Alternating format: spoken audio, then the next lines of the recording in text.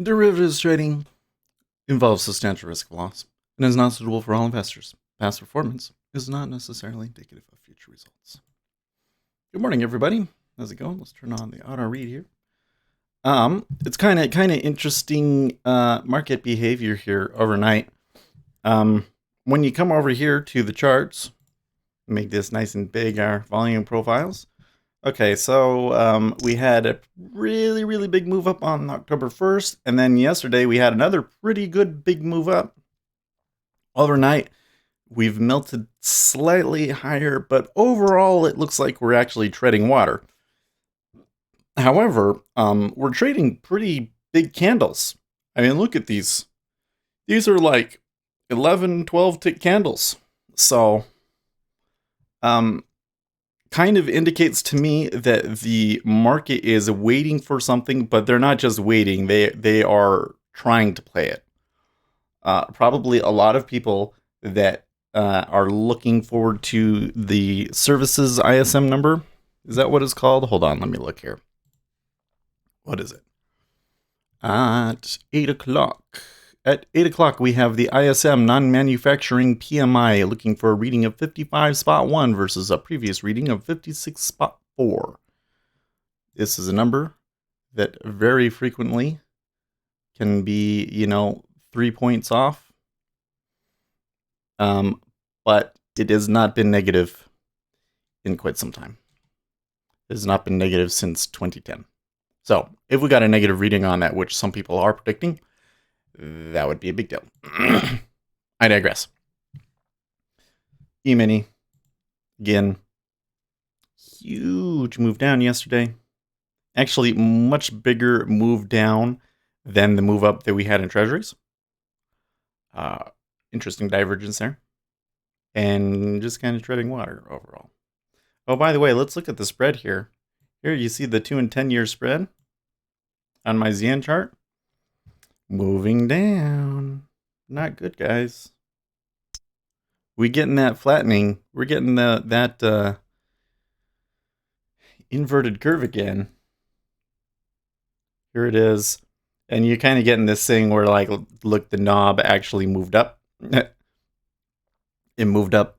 It's coming back off significantly, though. Same here, FYT. FYT is flattening. So you're kind of seeing some strange divergences across the curve.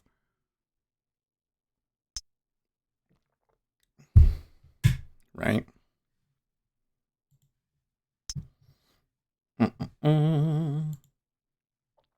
Okay, so anyways, oh my gosh. Can we not see me? We can't see me? I should be there. Oh, there we are. Ah, I was clicking on the wrong scene. Should put that mean two down there. Okay, cool. Now we won't lose me. Well, in terms of context today, because that number appears to be so highly anticipated and it's at 8, we do have, of course, the usual slate of numbers at 6:30, meaning unemployment claims looking for a reading of 215K. Also, FOMC member Quarles speaks, so we might not get super great opportunity in our early session, but we might be able to pull a 4 ticker. We'll see. Also, final services PMI also coming out at 7:45. Be 50.9 is what they're looking for there. Oh, by the way, can we see TweetDeck today? Oh, yeah, it's very good. Now we're not flying blind. Donald Trump, Schiff is a lowlife who should resign at least. Yes, he really doesn't like Adam Schiff right now, does he? Anything else? Oh, just stuff from yesterday.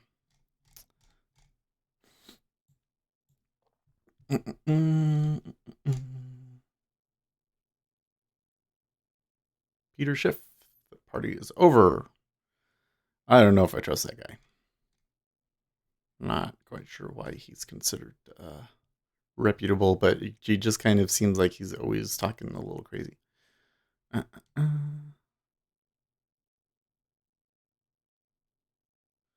UK Prime Minister Johnson's spokesman says disappointed the US has published tariffs lists resorting to tariffs not in anyone's interest. Oh, well then maybe you shouldn't have put tariffs on us and skirted the rules. Don't act like it's the US's fault. The World Trade Organization says that you broke the rules. Maybe play fair. Ugh. You know what? I'm a little bit too personally invested in this tariff thing now, aren't I? Oh, man. Mm-mm.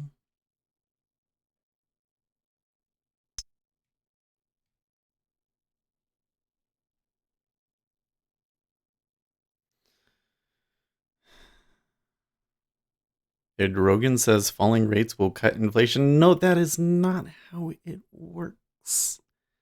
That is not how it works. Remarkable collapse in inflation with CPI down to 9.3, core at 7.5, PPI dropping to a peak of 46.15 in September to just 22.45. Hard for the CBRT not to follow this with further big rate cuts given the MTP targets 5% growth. Okay. Yeah, falling rates do not cut inflation, guys. You know what? We can look at the New York Fed's propaganda on that here in, where is it? I gotta go find that again. Where was it? Zero Hedge tweeted it. Zero Hedge tweeted it. I'll go here and find him and look at it. We got about 3.5 minutes. Netflix. Fed corals. Oh, we got a bunch of them speaking today. YouTube, Wimmer Kevin. One thing I was always wondering, do big US hedge funds and institutions only trade the regular hours or do they move the markets overnight? If not, who are the big players moving the S during overnight?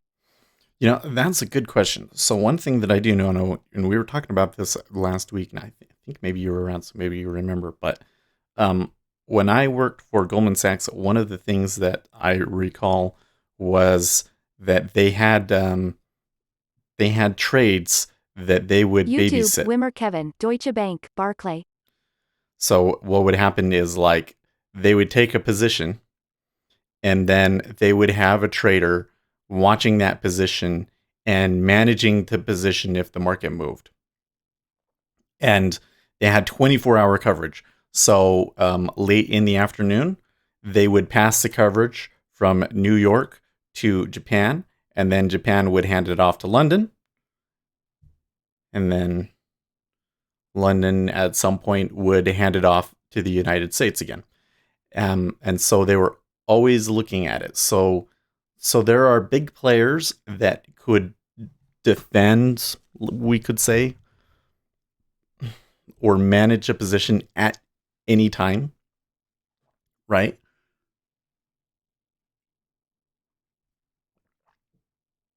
But here's the thing. Remember. YouTube, Wrong ZH. Hi everyone. Oh, hey, Ron. How's it going? Good timing.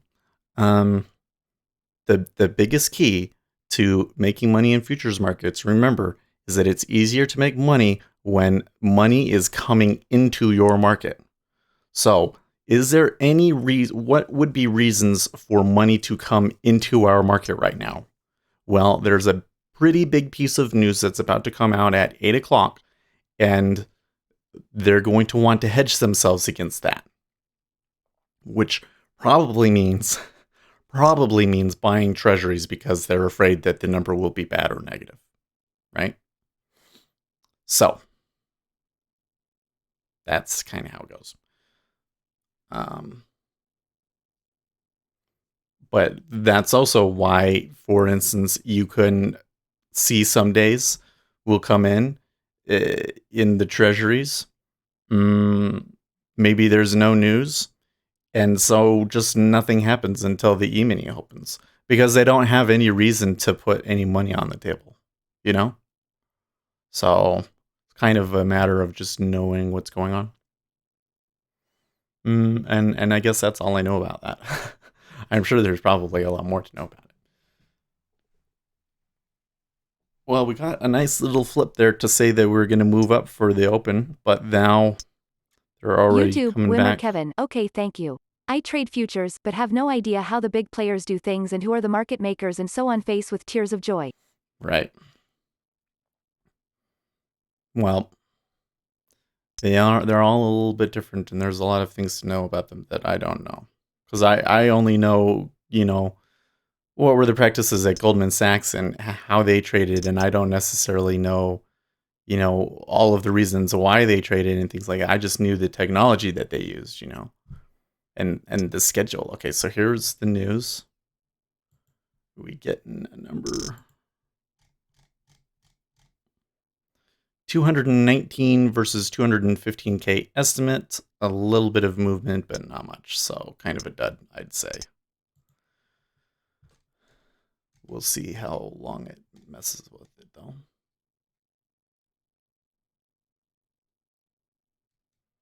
YouTube, wrong ZH, good question. Yeah, it's a very good question.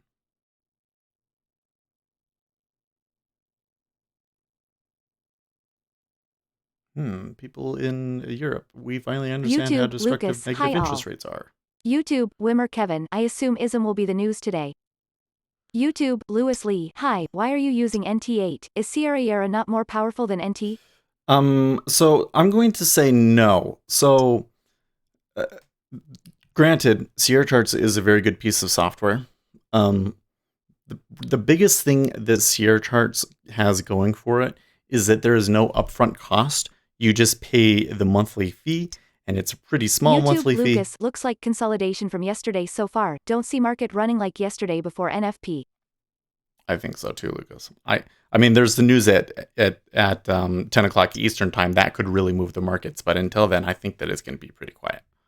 Although they are rotating a lot, so you could maybe try and pull something out. But I think, well, I'm going to wait here a little bit and see if the big orders are still down here. Right now, there has been some big orders. Okay, something just happened. Hold on a second. I'll get to your question about Sierra charts. Okay, well, I don't see anything hidden Twitter, so I don't quite know what that was about, but there might be some news out there that we haven't heard yet. YouTube, Lucas, oh yes, true. YouTube, wrong ZH, yay Lucas. Okay, so anyways, Sierra charts has that thing going for it, and that's probably one of the biggest reasons why it's so popular. Also, Sierra charts comes with almost everything built in. Which NinjaTrader does not, although NinjaTrader is closing the gap very, very quickly. But in terms of power, it's not inherently more powerful. You can go out for NinjaTrader and you can download free indicators that do literally everything that Sierra Charts does. They both have programming languages. They're both pulling out the same data. They both have the ability to draw stuff on the chart, and so their capabilities are essentially the same. And the differences are going to be in, do you prefer the built-in tools? Do you prefer the ecosystem on one? Sierra Charts has a little bit better reputation in terms of stability, that sort of a thing. So, but, I really enjoy NinjaTrader. I have a video on my YouTube channel I posted 2 or 3 weeks back called What is the Best Futures Trading Software Platform, where I go more into why I use NinjaTrader. But the other key thing to keep in mind is that I do not use NinjaTrader for execution. I'm running Jigsaw Day Trader standalone on the side, and I'm actually running them off of different data feeds. But I do all of my execution through Jigsaw. So there's that. Because the NinjaTrader 8 default DOM is like really awful. Wimmer looks much better than Sierra. Sierra is like from a museum, easier to configure. Sierra chart has great stability, not a single crash so far. So yeah. Do you prefer the 10 of 10 hot chick or the stable 8 of 10? Yeah. Well, I'm just saying, if you're talking about it in terms of girls, NinjaTrader 8 is much more sociable. That's the difference, right? She's a chatty girl. right? Whereas Sierra Charts is just kind of plain and frumpy, and she doesn't really like to talk to people as much. She doesn't really need to because she has everything that she needs all on her own. But yeah, that's the difference in my mind, and that's why I like NinjaTrader 8, because I think that the ecosystem is fun. I think it's fun. Okay, well, I'm definitely seeing a decrease in activity from the large orders, so I think we're definitely not going to be taking many trades here in this action. Let me see if I can find this funny thing from the New York Fed. Oh, I'm going to have to go way back. Way back.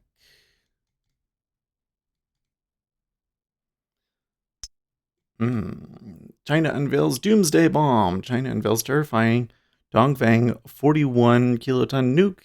They can strike the US in 30 minutes with 10 warheads. What the heck? They're just building this stuff. See, they want to be in charge, guys. Make no mistake about it. And the question you've got to ask is, do you want them to be in charge?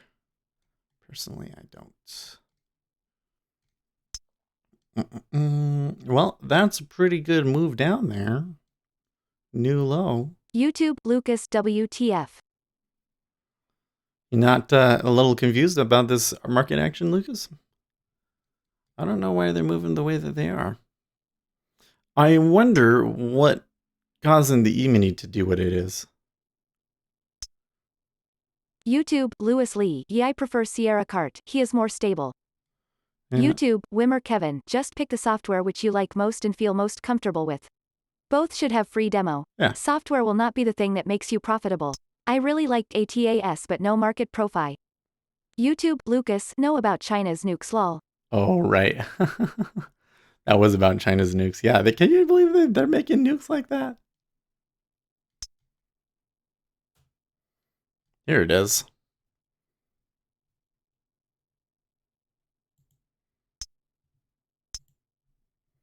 Oh, of course, the URL that I was looking for is really dumb.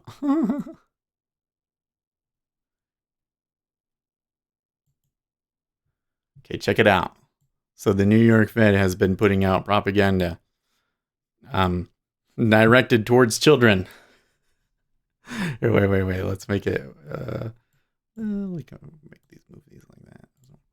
Okay, so we can see it. Oh, should we zoom in a little bit? There you go. The story of monetary policy. YouTube, Uzi Knesset, morning. Huh? Look at that. Who drew this? Wait, let's go to the bottom and we'll see who made it. Who made this?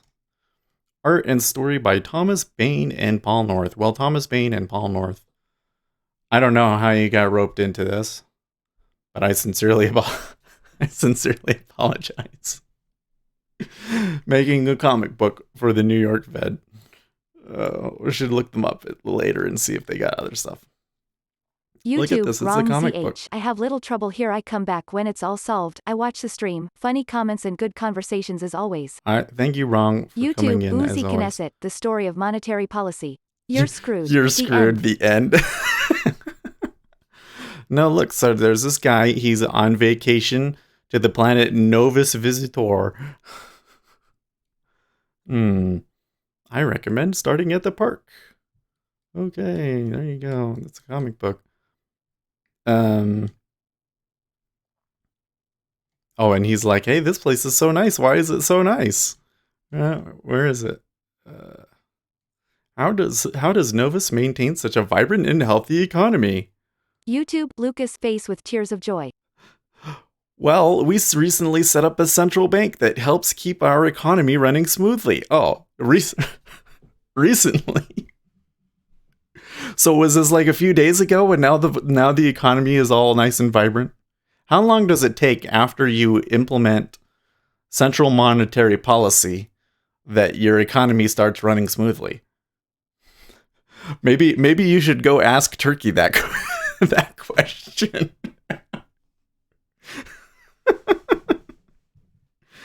Oh man.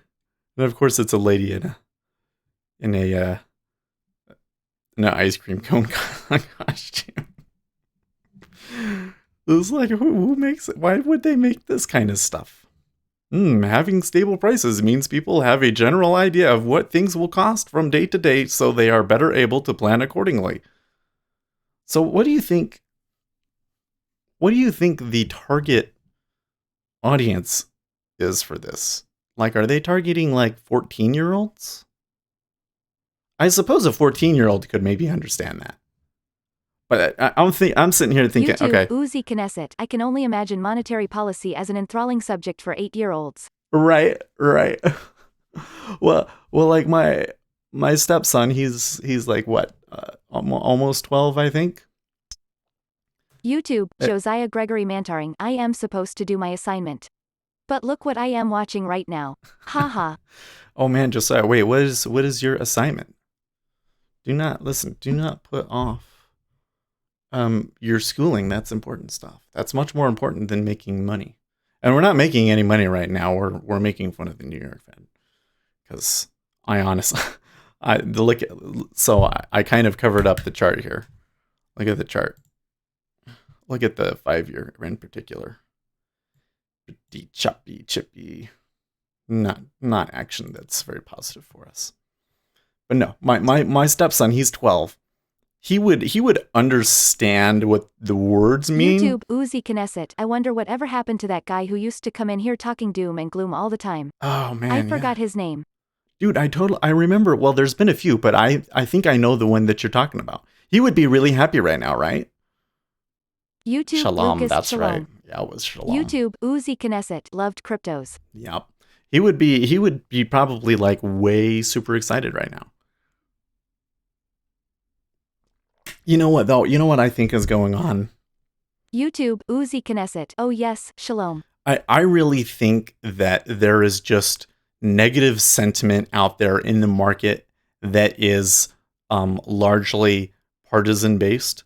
So all of the Democrats out there are really negative on the economy because they're absolutely convinced that Donald Trump is such a bad president that alone should hurt the economy and push us down. I mean, it's kind of interesting to watch the way, like Reddit, for instance. There was a story yesterday. Well, there was two stories. First, there was a story about, the market going down. And that one was funny because the story was basically YouTube, Lucas. He loved to force his opinions down PPL's throats, lol. Yeah. Well, I think he kind of seemed to me like your typical crypto guy that felt like by pushing his opinion around everywhere that people YouTube, would Uzi buy it. Knesset. I gotta admit, I was taken aback by Trump's bullshit tweet yesterday, lol. Right? But they were making fun of the fact that Donald Trump was blaming the market turn down on impeachment. I mean, it kind of started with impeachment, but clearly it's based more on economic news, at least this week, right? But let's not pretend that the market didn't care about him being impeached.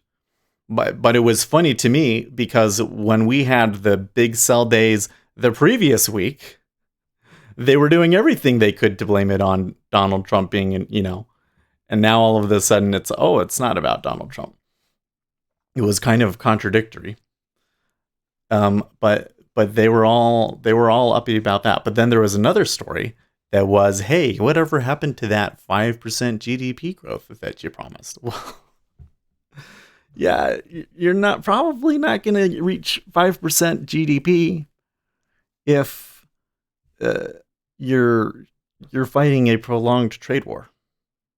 I don't know if he thought that China would just give in or what, but I think that almost all of us thought that the China thing would be resolved by now, didn't we? That's what we're seeing right now is kind of approaching worst case scenario with China. But yeah, of course you're not going to get up to 5% growth with a trade war going on. But like, that's the crazy thing is like, think about even with a China trade war been going on for like a year and a half now, we have still maintained moderate growth pretty equal to what it was through most of Obama's term. And that's with all of this negative stuff on top of us. We're still hitting like 2%, right? So if we didn't have the trade war, would we be pushing like 5% growth? There's actually a really good chance that maybe we would be. Who knows? So it's almost kind of a positive for him. Well, maybe it's not for him. I mean, because you can argue what is the cause of that underlying economic strength, but man, the United States economy has some really strong fundamentals behind it. Like this whole thing with China, it really is like, hey, look, we can be strong without trade with China, and it's kind of starting to look. I mean, listen, guys. Listen, guys, these you're talking about people that have a 41 megaton nuclear bomb that splits into 7 pieces. It splits into 7 pieces aimed at your head. Nuclear bomb. And you're all arguing about whether we should give them more money or not. Give me a break. The problem, decoupling kind of has to happen. So yeah, you're going to take an economic hit. At this point, I'm not sure there's anything you can do about it. But maybe it won't be so bad. We'll see. Because like I said, the U.S. economy is still doing really well. Regardless. Anyways, what we're doing, we got this picture. Having stable prices means people have a general idea of what things will cost from day to day, so they are better able to plan accordingly. I wonder, maybe they aren't targeting this towards kids, because my 12-year-old, I think he would understand the words, but I don't know if the significance of the concept would necessarily make sense to him, you know? And I don't think that he would have a whole lot of interest in this, you know? But maybe 14-year-olds, maybe 14, 16-year-olds, maybe that's who they're targeting. But maybe they're targeting the cryptocurrency nerds, huh? Because that's kind of some information maybe, you cryptocurrency nerds could learn right there, huh? Stable prices means people have a general idea of what things will cost, so they're better able to plan accordingly. Yes, because 20% of your currency, a 20% decrease in your currency overnight is not good for your economy. Remember that, Bitcoin folks. Oh, look, here's their economy. I have budgeted $2 to spend on eggs this week. What?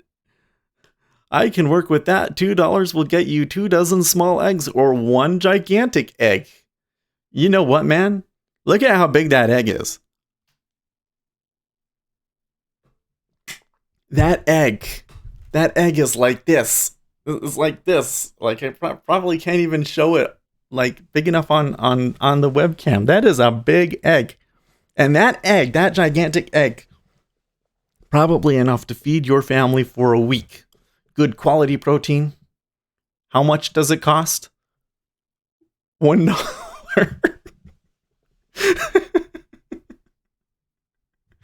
Or you can get 2 dozen small eggs.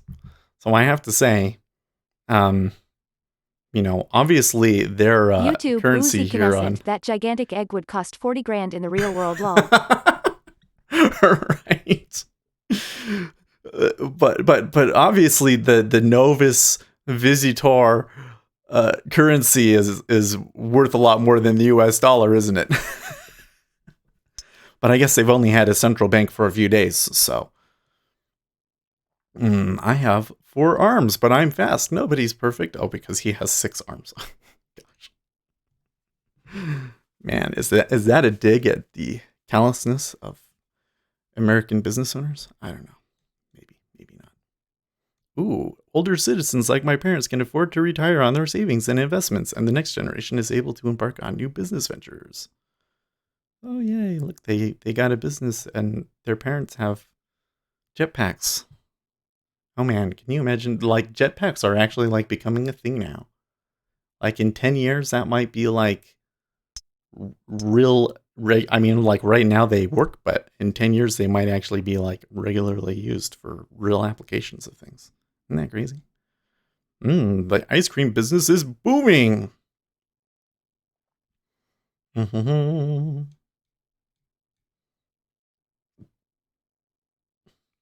Apparently, ice cream is a rare delicacy on alien worlds. YouTube, Uzi Knesset, jetpack. $2.8 million lol. Right?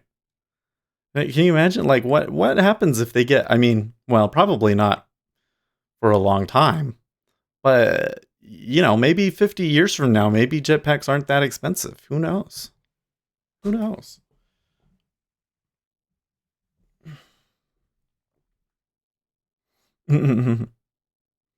Mom, Dad, what's wrong? It's Zeeblix, there's some sort of economic crisis. It just keeps getting worse and we don't know what to do. Oh no. I know, this is kind of accurate, right? Isn't that how people react? Oh no, there's an economic crisis. What will we do? It's not like the Federal Reserve will lower interest rates and will recover from it like every other economic crisis ever.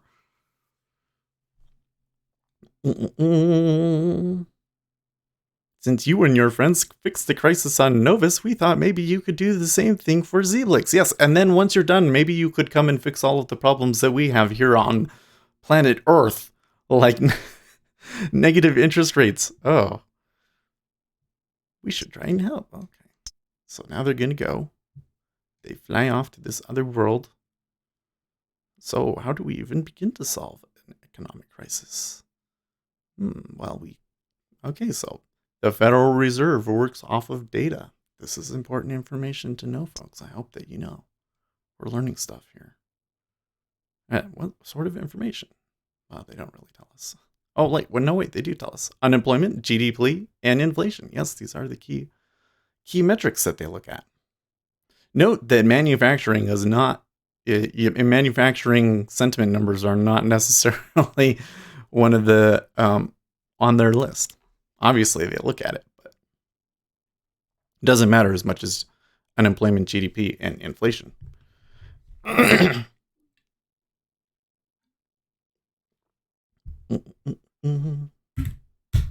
Oh, there's a lesson plan to go along with this? Download the lesson plan for middle school. Here we go. No. Okay. So then this is for like 12 to 16-year-olds. YouTube Ace Trades morning. Hey Ace, how's it going? See if I'm not a huge fan of market right now, so we're reading this comic book from the New York Federal YouTube Reserve. Uzi Knesset, you're iceberging in the 10-year lull. Is that you talking about that one at 08? Yeah, there's decent. I mean, look, there was a decent decrease in cumulative delta there. But the big orders are still a little sparse. I'm not hearing very many clicks. They're kind of chopping around in a range, right? See, there's a gap. There's a gap. There's a zipper that they pushed out of and back into. Up, down, up. There's another gap. That's kind of messy action. YouTube Ace Trades looking at 2,885.50 for a short. For a short. I think he's gonna get his 2 points, but I don't think I can take that one. Unfortunately, I'm tempted. I really want to do something. Can I tell you? Like, I'm kind of trying to distract myself a little bit because we did pretty good yesterday. Well, we've been doing good for quite some time, but I'm particularly happy about the last 2 days. By the way, I don't understand. You guys left so many positive comments on my video yesterday, and I really appreciate it. I try and respond to every comment. If I respond to your comment, respond back. Like, the more we can keep the conversation going, the better. I think that's my new goal, is to try and keep conversations going in the comments as far as we can. Because sometimes I feel like I say stuff that's like, hey, yes, I saw your comment and acknowledged it, and then like that's the end of the conversation. We should keep it going. But I just didn't understand why everybody liked that trade so much yesterday. Like, to me, it was just kind of like a classic McFly no duck kind of move, and yet everybody was really impressed with it. But I appreciate it. But because of that, and you have 2 big up days, and normally when you look at stats and everything like that, the chances of having a really strong day the 3 days in a row. YouTube ace trades, but the energy is up. Energy is up. You're going to have a pullback of some sort, right? You're going to have like a range bound day is the probability. But then we have this news. And the media is YouTube, talking Greg up the Orlovsky, news. because you kept tape reading all the way through. Yeah, no, that might be a good point. I was really focused on what it was, every little tick all the way through. You know what? I was really scared. I was scared. Because I had the earlier trade, had the first trade, and I lost 4 on it, which I was really unhappy about. I would rather lose 2. Losing 4 is bad. If I'm going to lose 4 twice in a row, that's really, really bad, and I probably should stop at that point. And that trade did go against me a little bit, but then I was like, oh, okay, we're going to make that back. We've made that back. Maybe I should just, okay, we made that back and we made a little bit. Let's just be happy with the 2 ticks. But it said it was going to keep going. And that doesn't always mean that it goes. Okay, I don't get the exit signal every time, and sometimes I've been really disappointed. But probably about 80% of the time it does eventually give me one. And it worked. But I was a little nervous. You could tell that I was trading that one live, and I was YouTube, Greg Orlovsky. I've been pointing some traders that follow me to the video and give them the time to start watching. Oh, cool. Thank you very much. Yeah, because there was a lot of new commenters that I hadn't seen. Yeah, it's good. The thing that's so funny about it is maybe it's just my own issues, but I look at that when people say things like give me compliments. Of course, I appreciate it, and it's like you do want to acknowledge when you've done good and be able to accept praise. That's a problem that some people have, and I think maybe it's a problem that I might have. But the first thought that goes through my mind is like, okay, but that's not the important thing. Because I feel like that people watch it and they say, oh yes, this Seth guy, he's really good. We should try and be like Seth. No, don't try and be like Seth. Seth trades a certain way because Seth only has 2 hours in the morning to trade. He has an extremely small account. There's all of these other reasons. He has a poor attention span. There are certain things about me that make it why I trade this instrument the way that I do. And you're going to be different. And so it's probably not going to work for you. You're probably going to need to, you could maybe take some things that you've learned and make your own adjustments and build your own strategy. But you don't want to do exactly what I'm doing, right? But the key thing was that money is coming into this market, and we knew that the money was coming in. And so we were able to take that trade. And then, that's the important thing. And so when everybody's like, oh, it was such a great trade for you, it bothers me, okay?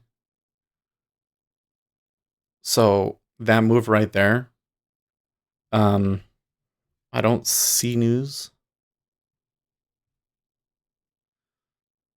Hold on a second. Let's just see if... Yeah, I don't see it. But I do see here in the 5-year, do you see how it was pushing for 2 bars really close to it? That's a really good sign that they are absorbing and they're going to sell it. But that it came back down that quickly and did a stop run is really something else. That does mean, well, that could mean rather. YouTube ace trades too. Good job, Ace. That could mean that we're going to have some good movement later, but probably not yet. This is the one where it's like, you try and trade it, and it messes with you, and it messes with you, and then by the time you give up, then finally it gives you a move that you wanted. So we should wait and watch. Okay? But anyways, as I was saying, the key thing that I would want people to get out of that video is that money was coming into the market and we understood that that was what was happening, and that's how we were able to make a good trade, was because we understood that it was a favorable market. And understanding when it's a favorable market, or rather that money is coming into your market, is the most important thing for you trading in treasuries to understand to be profitable. That's going to be the thing. Is when it's in a favorable market, that's when you wanna. That's your time. And when money is coming out, it's not favorable for you. So take a risk off. Don't trade. Go back to something like that. You know.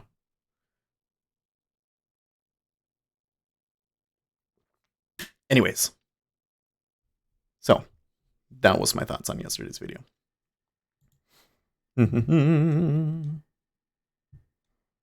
Prices keep raising higher every day on both small and large purchases. That's because people really talk that way. I sure could buy a new boat, but they're so expensive now. But they're going to be even more expensive tomorrow. I've never lived in under inflation. Is that really what it's like for any older people? YouTube, Uzi Knesset, back to the coloring book lol. Right. For some of you older folks that remember the inflation days of the 70s, is that the way that people talked? Is they were like, I want to buy a boat, but it's too expensive.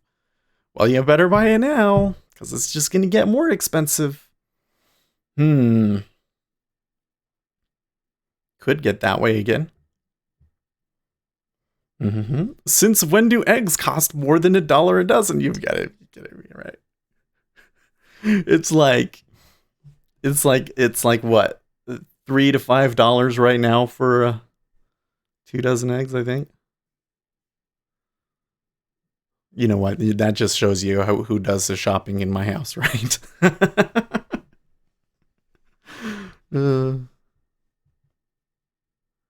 Oh, sorry, I could use the help, but my expenses are too high for me to hire you. No. YouTube, Greg Orlovsky, born 1967. There you go. YouTube, Greg Orlovsky, don't remember inflation, but really remember being in gas lines. Really? Well, that is interesting. I do recall my dad talking about gas lines. YouTube, Uzi Knesset, since when do eggs cost more than $1 a dozen? Since about 2005 lol. Right. Sorry, I could use the help, but my expenses are too high for me to hire you. Yeah, and they only have 2 arms. What are they gonna do? YouTube, Lucas, I can tell you, my country has an average of 40% inflation. Whoa. And what is it? Is it like that? Are people looking to buy boats, but they can't do it because of inflation? I think when you get inflation, it's worse than that, right? Everybody kind of ends up being poor, really.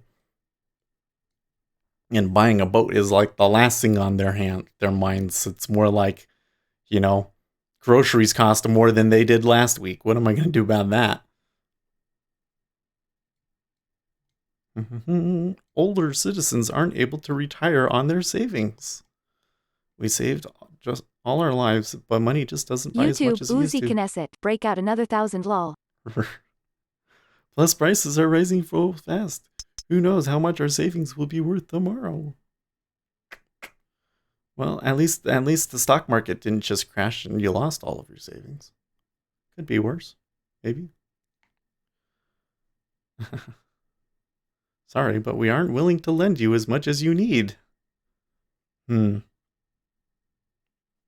need to someday, getting a loan from a bank for a business venture. I feel like that is an experience that would teach me a lot about the way that the economy works and everything.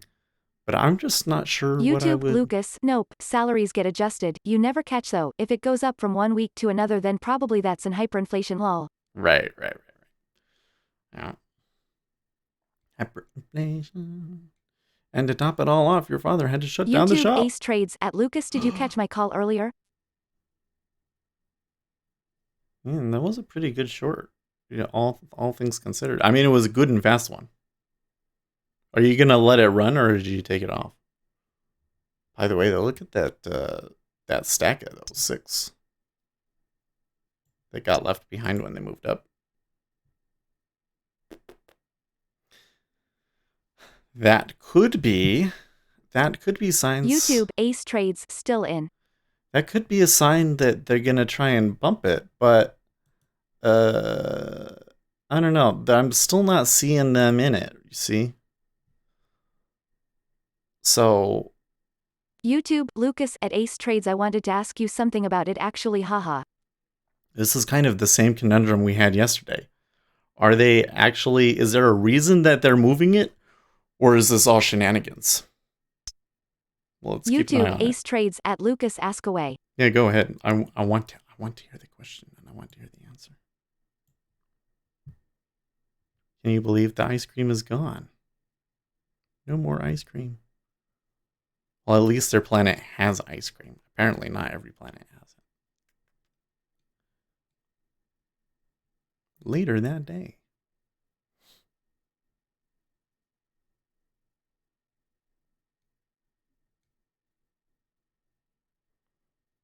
As you can see, prices have been rising drastically while the value of purchasing power of your money has been plummeting. They have inflation. It's a clear case of high inflation. Yes, there you go. So better or worse YouTube, than the Uzi flu. Knesset. Dude, yesterday was totally a push to fill day in ZB. Big offer at 17 that someone wanted filled. After it finished, the market died. Yeah, that might be. YouTube, Lucas, I kinda forgot, but it was about HIW. You are able to, on average, make 2 points a day. How much practice did that take? There you go. Good question. I like, well, we're waiting for him to answer. One of the things that I think is so nice about having Ace in here and able to talk to him is, remember, he said that he basically would just keep putting money into an account until he figured it out. So, like, he really did it. YouTube, Ace Trades, months and months. Months and months. Not years and years. Huh. But he really did it, like, Less than at 201 quadrillion 689 trillion 47 billion 58 million 350,080 greater than. Sadly for you, egg futures have not been traded on the CME for some time. YouTube, Lucas, I want to have that consistency so bad. Oh man. Who said that? In oh man, that was hilarious, YouTube, dude. Uzi Knesset, not Ian's and Ian's. Bromide said that. That was great, man. Egg futures have not been traded on the CME for some time, but they were traded at some point, huh? YouTube, Lucas, who's she reading? Lol. YouTube, Ace Trades out of that trade. It reads the stream channel on Discord. So somebody said that in the stream channel on Discord. And that big number that they're reading at the beginning. Here, I'll show you. Here in the stream channel, you see Bromide. See, in Discord, it shows up as my name, but the bot only sees my user number. So that's why she reads out this huge number. I probably need to go in and put a rule specifically to search for that, for those numbers and like just cut them out. There's still YouTube, a lot of Lucas, things I could oh do. Yes. I could change it so that she doesn't say the YouTube part. She just says Lucas says, and then that would be probably a little bit better. Anyways, so to the question though that Lucas was getting at, the thing that you got to keep in mind is that the trade that Ace is taking in the E-mini, he's taking 8 ticks essentially, is equivalent to like taking 3 ticks in YouTube, CN. Ace Trades at Lucas hitting that price again. Right? He's taking smaller than the average range. The average range in the ES is 12. So he's taking a whole point less than the average range. So, and then he's scaling, right? So the chances of getting a winner are extremely high because with just noise, you're going to catch it. And somehow he hasn't told us. We need to get together. We need to get together and talk about it. But he has a way of knowing when it's turning so that he can catch the higher end of that range. So he almost always gets the 2 points. But then the thing that's amazing is the runners that he can end up getting off of it. That's the other part that I just don't get, is like how he gets those so often. But I digress. That's why it's so YouTube consistent. Ace Trades target 2,879.50, but it might take it past the open. If you had a similar edge in the Treasury and you said, I just want to take one tick, and you were only buying that one tick YouTube at 06. Lucas, so 8 in S is like 3 in ZN? I like the odds. 3 ticks a day on average in ZN is doable. Mm-hmm. Yeah, because the average range in ZN is 4 to 5 ticks. So I'm just spitballing, 3 is less than the average range. In some of these markets, it was hard to, you remember when it was hard to even get 3? Ugh, I hate it. That was awful. That was a market that money was coming out of, right? That was when volatility was low and they were selling treasuries. They had already sold treasuries, essentially.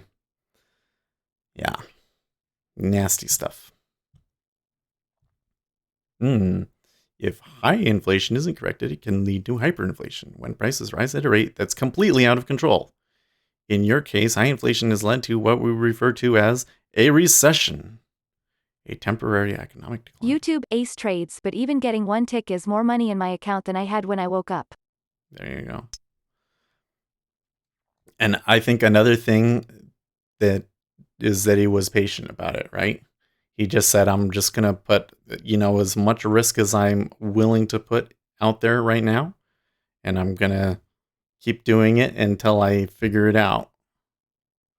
And you know what? If you have to go back to sim, that's fine. I think that's the way to do it. Like, it seems to me that one of the problems that we have, like when we look at why do most traders lose money? Well, the first thing is that if you really want to make money, you've got to be in a market that money is coming into. That's going to help you the most, okay? But the truth of the matter is that there's not money going into every market all the time, right?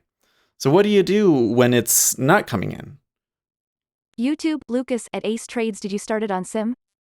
Well, you've got you've got to understand a market and be ready for when it happens, which means that you're going to have to practice, and that there's going to be a long period of time where you're just not profitable because you just don't know what to do yet. And it's probably going to take a couple of years because there's yearly cycles, and so it's going to take a couple of those cycles for you to understand when market is coming into the market, and then know how to take advantage of it when it does, and know what to do when the money's coming out of the market.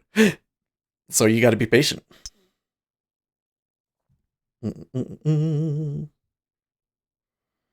High inflation happens when the money supply has grown too quickly. That's when a central bank should slow things down through contractionary monetary policy.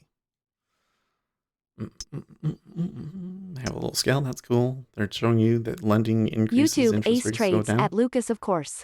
I still use sim some days. If I lose 2 trades in a row, for example, because of the mental game, I often will only sim the next day to fix the mental game one go through. Yeah. It's crazy to me, even when it's sim, sometimes those trades just really scare you. But the mental game is easier when when you have a consistent strategy, right? And you know the way that it should perform. And if you go through and you had, 3 losers in a row, and that's not supposed to happen, then maybe there's something wrong with that market and you shouldn't be trading it.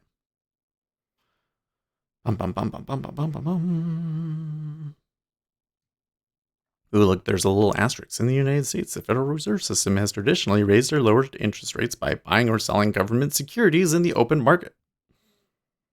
That's a thing. That's a good thing that I don't think we consider very often, and that we don't understand very well, is like when the Federal Reserve comes out and says, this is what the interest rate is going to be. YouTube Lucas, that's interesting. I force myself to avoid sim, but I guess I should consider using it from time to time. we think that, oh, they just set the number and then like that's that, right? But no, they actually actively control it. So they will go and buy and sell securities to keep them within that range. I mean, that's kind of part of what has been going on with this repo thing. Yeah, I would not avoid sim, honestly. Honestly, if the market is being unkind to you and you don't know why trade it? Right? Just, if it's not a favorable market, you don't want to be trading it. So it's better to go to sim. I feel like that the whole sim thing, I think for a lot of people, it's like a matter of pride that they're like, I actually made it on the market and that's harder. And they want to be able to say that. But you know what? It's better for you to be able to say, I didn't blow tens of thousands of dollars trying to figure it out, you know? When the market's not favorable to you, that you should go to sim. I honestly think that even if I get to the point where I'm like, YouTube, Ace Trades, use the sim to make sure your system works, right? yeah, that YouTube, at Lucas, least. I'm sometimes afraid of picking bad habits using sim and firing away just cause it doesn't matter. Well, then you just got to take the sim more seriously. That means that probably says to me that maybe your system is not um, well defined enough, right? Like I've had considerably more success since I started saying I'm going to wait for a level 2 aberration before I'm going to take a trade. And since I've been doing that, not only do I maintain a good win rate, but the risk reward that I end up taking is way better, right? When I catch trades, they're going to 8 a lot. Well, especially in the favorable market. But even before it's got this favorable, I was getting 8 tickers a lot.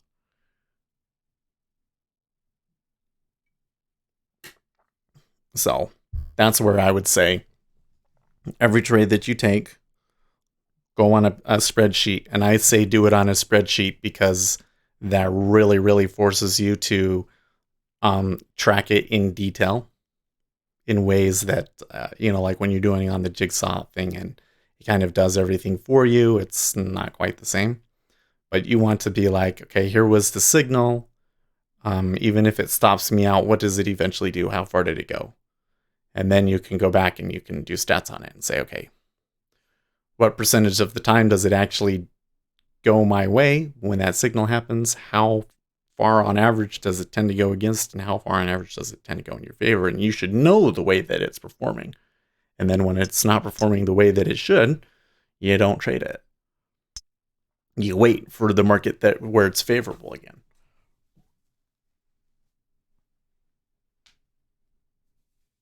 Twitter removes a viral Biden meme posted by Trump? Are we talking about YouTube, the picture Ace one? Trades, at Lucas there is that, but maybe call them out here in the room. That helps me make sure I am not trading just because I want to be in a trade.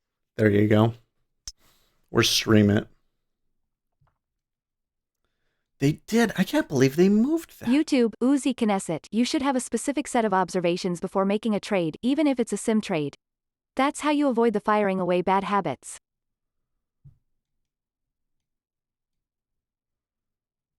Oh, it was removed because they are claiming copyright.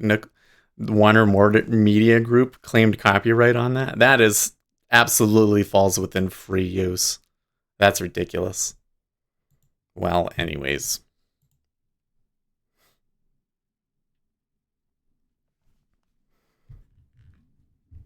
I think that even if I got to the point where I was like, I didn't have a day job and I was only doing this, I think there would still be periods of time when I would do sim. Like in the summer. The summer is just such a bad market for me, generally speaking.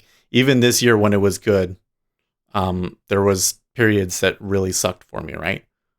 YouTube, still Ace trade it Trades, sim. another short signal at 2,885.50. The same kind of area. Although the pressure still kind of does seem up, doesn't it?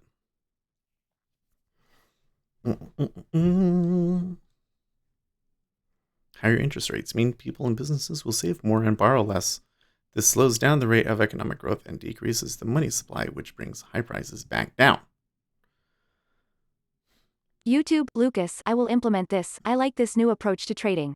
What happened the last few months was that I wasn't trading at all cause I couldn't handle the volatility, so I wouldn't even log.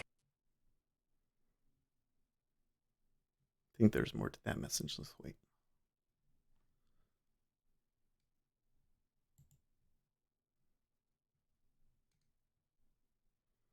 Look at that. Now something really is happening. YouTube, Lucas, maybe Sim would have kept me engaged. Well, like, just like in this spot right here, like, you gonna trade that live? What was that? YouTube, Uzi Knesset, Little Pumpsies. YouTube, Uzi Knesset, woo. The thing that's so crazy is look at all of those thousands that traded up there in the 0908 half area. And then they traded down so fast. Block buy. And now all the other way. I don't see any news. So it seems to me, also, by the way, the liquidity is a little light. Someone knocked the teeth out of some traders there, lol. Yeah, I mean, it is a little light. Like, they're not even getting to 2,000 within the 6 ticks or so around the bid and offer. So that action doesn't even necessarily have to be news. Like, somebody can, like, one guy can be shoving it around like that. So it's really tempting when it starts moving. You go, well, I really want to trade that, right? But do you really? I would take a sim trade. Maybe if I was getting an aberration here, I would maybe do it. But look at how little activity you're actually seeing in the level 2 for every tick. It's unusually low because it's moving around so much. Talk about that is so weird. YouTube, Uzi Knesset, someone probably just laid pipe across multiple prices.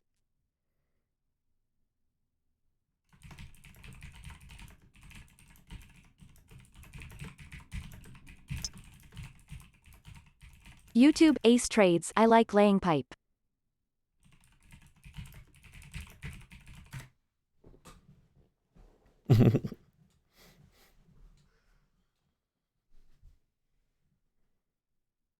YouTube, Uzi Knesset, at Ace Trades winking face.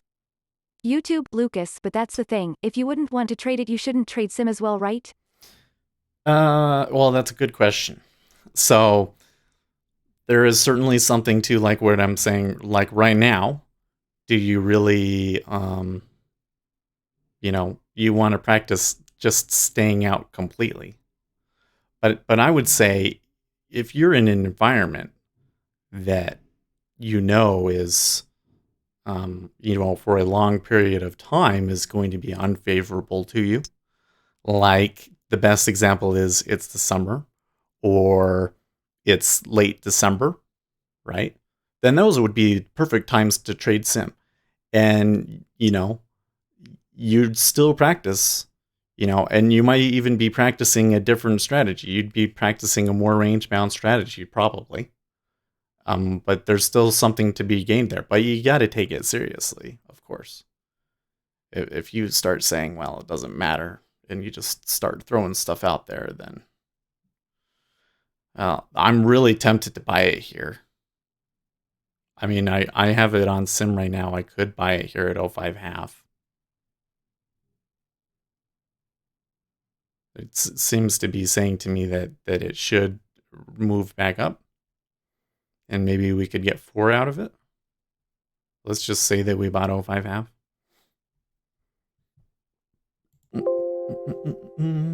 Why is it giving me that? Oh, okay. Cool. So the thing that I find funny about this in the comic book is that it's like, yeah, but when you increase interest rates and decrease lending and spending, that tends to be what causes the recession, not the inflation. In fact, the inflation is usually caused by the economy doing too well, right? Hit big or miss big says, I think it might be Brexit headlines. Could be.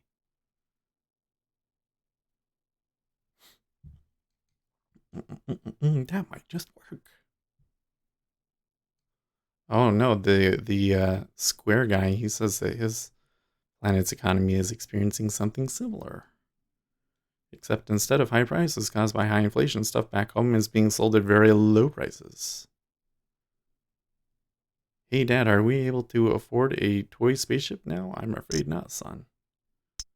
Oh, it's only a cent, and he doesn't even have a cent to buy a toy spaceship. That little boy. Oh my gosh. That just tears my heart. What a horrible thing deflation is.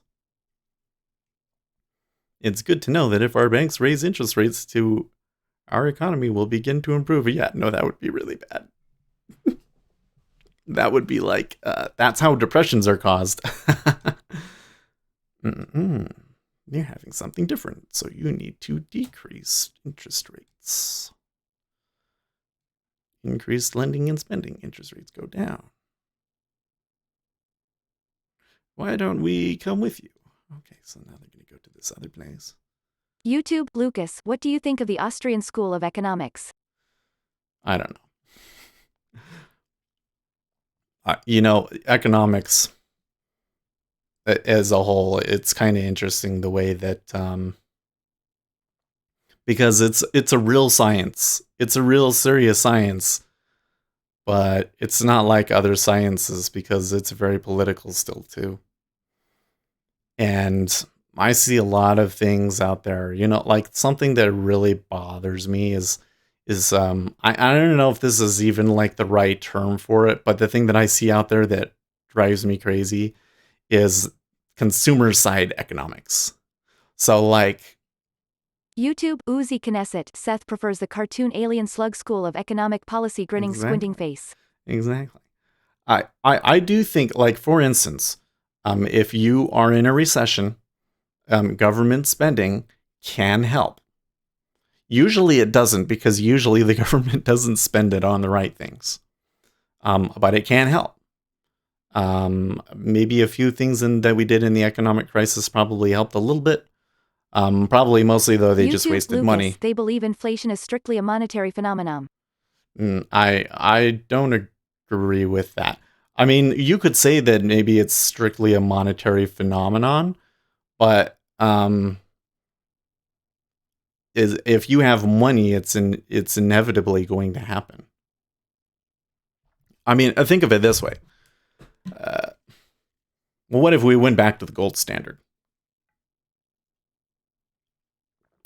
Okay. You don't have control over your monetary supply anymore. And then you get this thing like what we had a week or two ago with the repo market. Banks need money to fund their operations. The rate is, there's not a lot of cash out there, and so the rates are going higher. Well, if we're on the gold standard, then the amount of gold out there you can't just change, you can't just control it. And so the bank has to pay up. And then that will further contract the money supply, because people will say, oh, well, it's valuable, I should hold on to it, and I shouldn't just loan it out to people willy-nilly. And then banks start failing, and then that makes things worse, and that's a death spiral, and that's basically, you're gonna have a recession off of that. No question. And there's nothing you can do about it, right? YouTube, Ace trades 2 min to open. So being able to control the monetary supply, in my opinion, is absolutely necessary to a healthy, functioning economy. But yeah, because of that, you're going to have this cycle sort of a thing. And we can get better at managing the cycle and everything like that, but it's always going to happen, because there's going to be things that you just can't control. Well, yes, they argue you don't have inflation in a barter economy because the absence of money, hence the monetary nature of it. I think you mean a barter economy, right? but there's other YouTube issues. Lucas barter asterisk.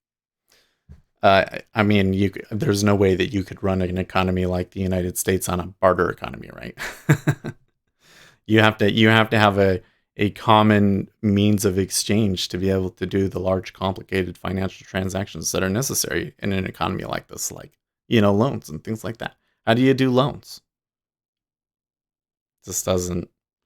There's a lot of things like if they say that's what the Austrian School of Economics says, well, they're probably right in that a fiat currency will lead to aberrations like inflation and deflation. Yes. That's what happens when the YouTube Lucas. No, of course, he. It's just an argument. yeah. But then what'll happen is people on the internet will read that and they'll read like way too much into it. Oh, so we should get off of fiat money then. That's what that means. No. Or like what I was about to go into, the thing that I see on the left is they believe, and I don't think that this is like a technical term, but I'm going to use consumer side economics as opposed to supply side economics. YouTube Lucas. They would be silly. So they believe that economic activity is created by when somebody actually purchases something, which is nonsense. A purchase does not create value. Purchase transfers value. We use purchases because that's the only way that we can reliably measure what is going through the economy. But the thing that we're looking for to measure is not the consumption. We're trying to measure the useful production that's actually happening over there. And that's just the most useful way that we have. And so they read the way that these numbers and everything work, and they make this false assumption that the consumption is the thing that matters. And so what we should do is we should just give people a lot of money so that they can consume things, and they don't realize that, well, that causes inflation. If you give buyers more money, then they're going to raise prices because producers, aren't producing enough. What creates value? Making things, labor, investment. Investment is the most important one of those in terms of growing your GDP, because you invest into ventures and people that will in the future produce more output, and then the size of your economy grows. And if you don't do that, then your economy is going to grow slower, and that's why part of why our economy has been growing slower. Although I think probably, I forget who it was that brought this up, but I think that a lot of it is just slower population growth. But anyways. Oh, by the way, that trade where I was saying maybe we buy it at 05.5 would have worked. Would have worked, and probably take it off here. But this is just messy action. And you would have had to have taken it really close to the E-mini too. That's not very good.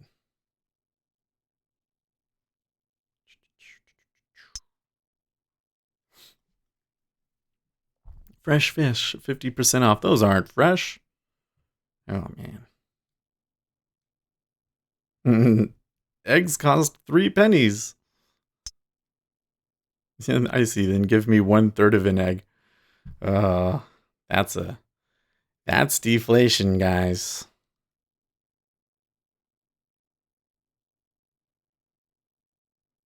I just don't have any work for you today. I don't even have any work for me. That sucks. Ooh, welcome to Alphanumerica. They're not talking about any specific country here, guys. There's not any country out there that's experiencing deflation that has a name anywhere similar to Alphanumerica.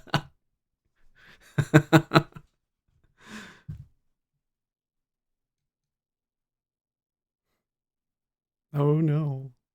Graduates can't find jobs. That's definitely deflation. I don't think those fish are fresh. So the initial move in the ES, once again, there was a little bit of selling, but that very, very quickly turned into buying. Seems about on par for the course for a day after such a big decline. YouTube, Lucas, I guess we could have bought and sold the range over and over again. Well, certainly you could have. But was it really safe? I don't know.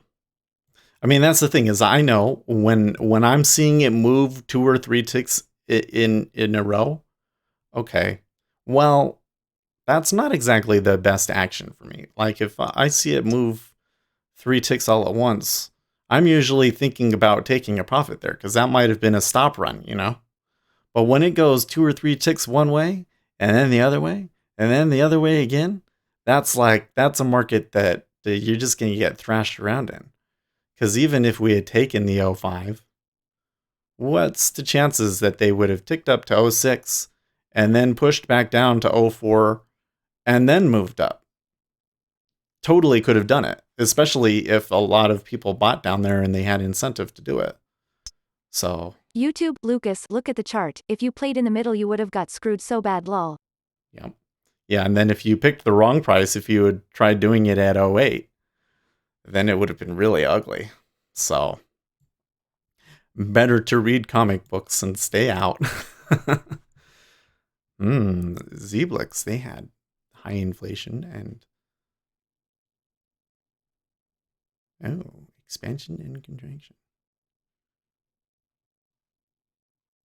But what it needs to be implemented here is expansionary monetary policy. That means policies that will lower interest rates, make it easier for people to get money and buy and sell goods. Policies that will encourage people to borrow from banks and make more investments. But here's the thing. He's right. But here's the thing about the current economics that is the problem that they don't seem to be able to answer, is that they're making interest rates low, but is it encouraging people to borrow more from banks and make more investments? YouTube, Lucas, I'd rather step into a ring with Muhammad Ali in his prime than buying or selling at 075. Because they, what's happening is the rich people are making investments and the rich people are making a lot of money, but those millennials aren't putting money into the markets. Is it because they just don't have the money, or is it cultural? I think it's cultural. I don't see why you're buying Starbucks, then you can afford to put money into your 401k. Oh, it's doing something again in the 5-year. They might push it down again.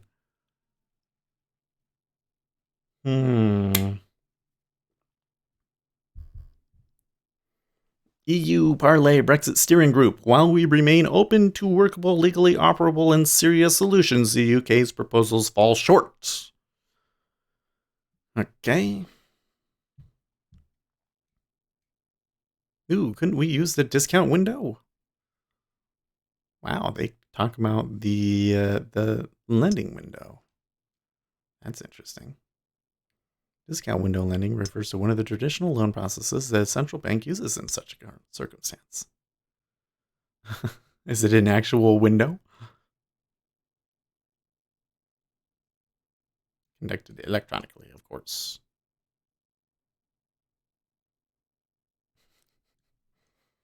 Oh, look, they built a window.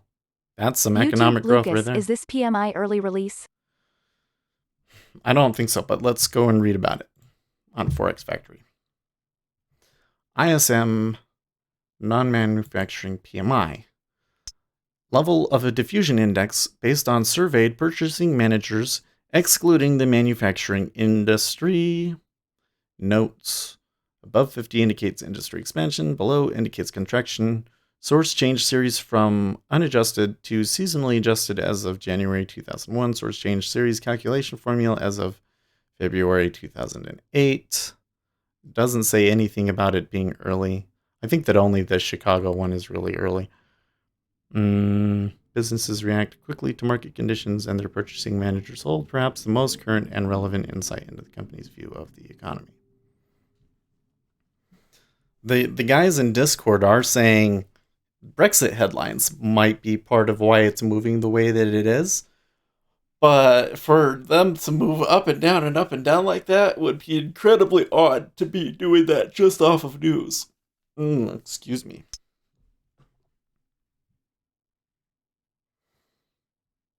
YouTube, Ace Trades, tempted to put an order in at my old level.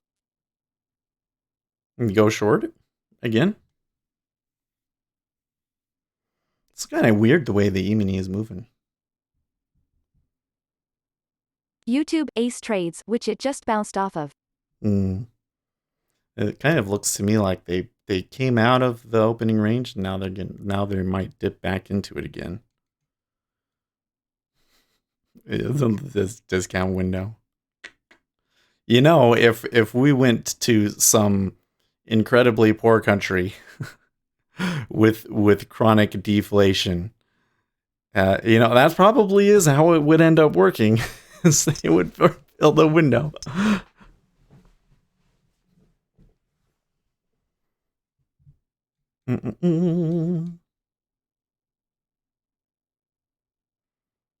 Not every local bank that is experiencing hardship may decide to go to the discount window. Some local banks may worry that taking out such a loan may signal to other banks and to the public at large that they are not completely healthy.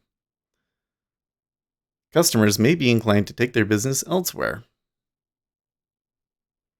Excellent point. And that's why relying on one monetary policy tool is often not enough. Well, yeah, and also that's why those transactions are private. Oh my gosh. This is one. Okay, let's audit the Federal Reserve. Okay, what is it that you would like to audit about the Federal Reserve? Is it that the money is there? Well, the Federal Reserve does its own audit every year, done from an outside auditor, and they release that report to the public. Okay, but there are some things that they cannot audit in that report. One of them is if they make an interaction with a foreign bank or with with these banks, that information isn't revealed to the public. No duh, because if they did, then that bank would go out of business. Is that what people want? I don't think they understand what they're talking about when they want an audit. It's crazy when you actually think about the actual consequences of that. Twitch, Dojo 2022, just like Arthur Andersen audited Enron, haha. That reminds me, you heard about this thing with GE where that guy was saying that GE is like, I don't want to say fraud, but their books, there's something wrong about their books and they took a short position. But I haven't heard anything about it since they said that. It's kind of weird, right? In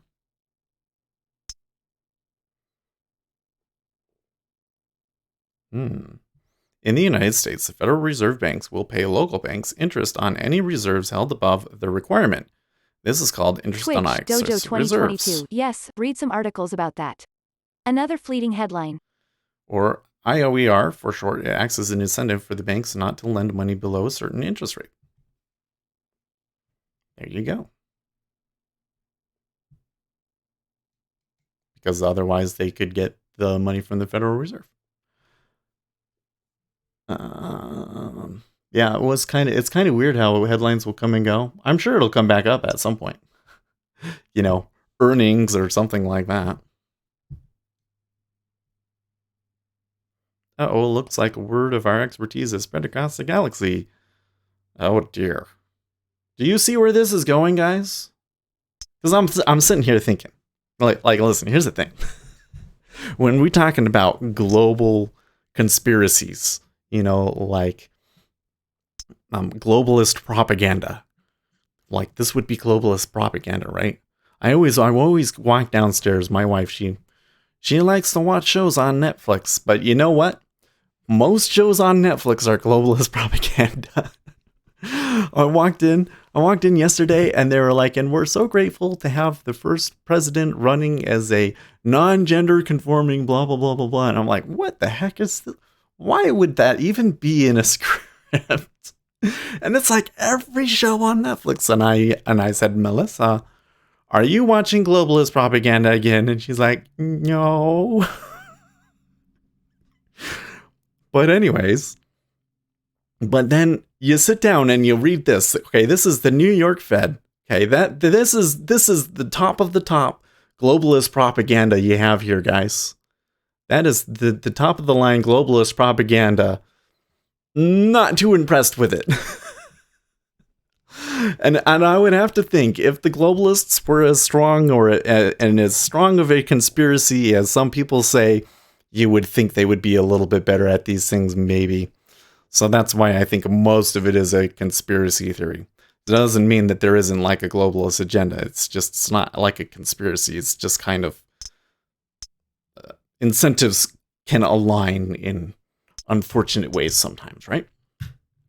But you know what? You know what the propaganda here is, right? Oh, our word of our expertise has spread across the galaxy. Maybe we should just have one central bank for everything. You know that's where it's going, guys, right?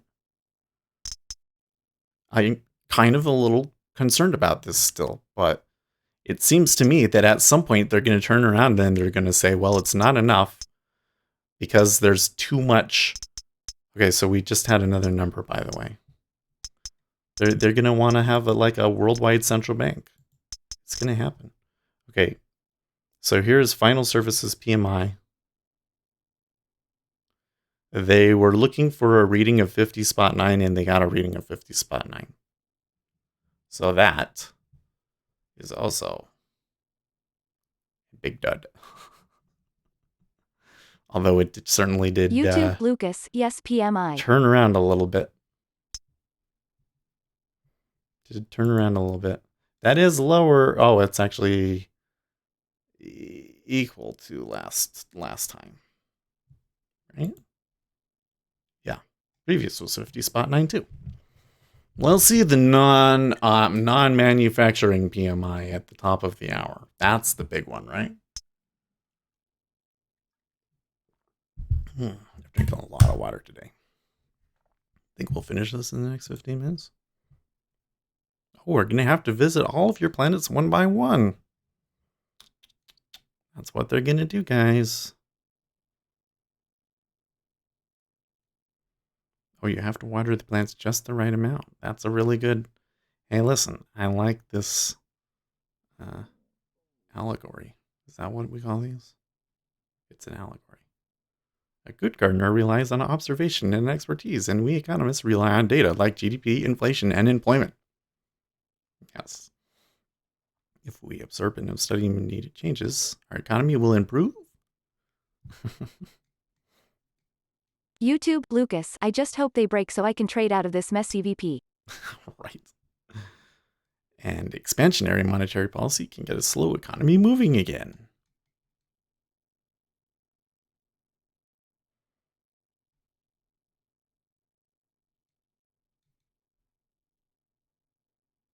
And with that, our brave heroes set their sights on spreading good economic sense across the galaxy.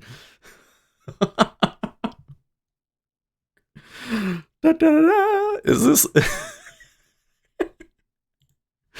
this how the Federal Reserve sees itself? There you go. Here's Jerome. YouTube Carlos Avakian, isn't the Bank for International Settlements ALED a global central bank?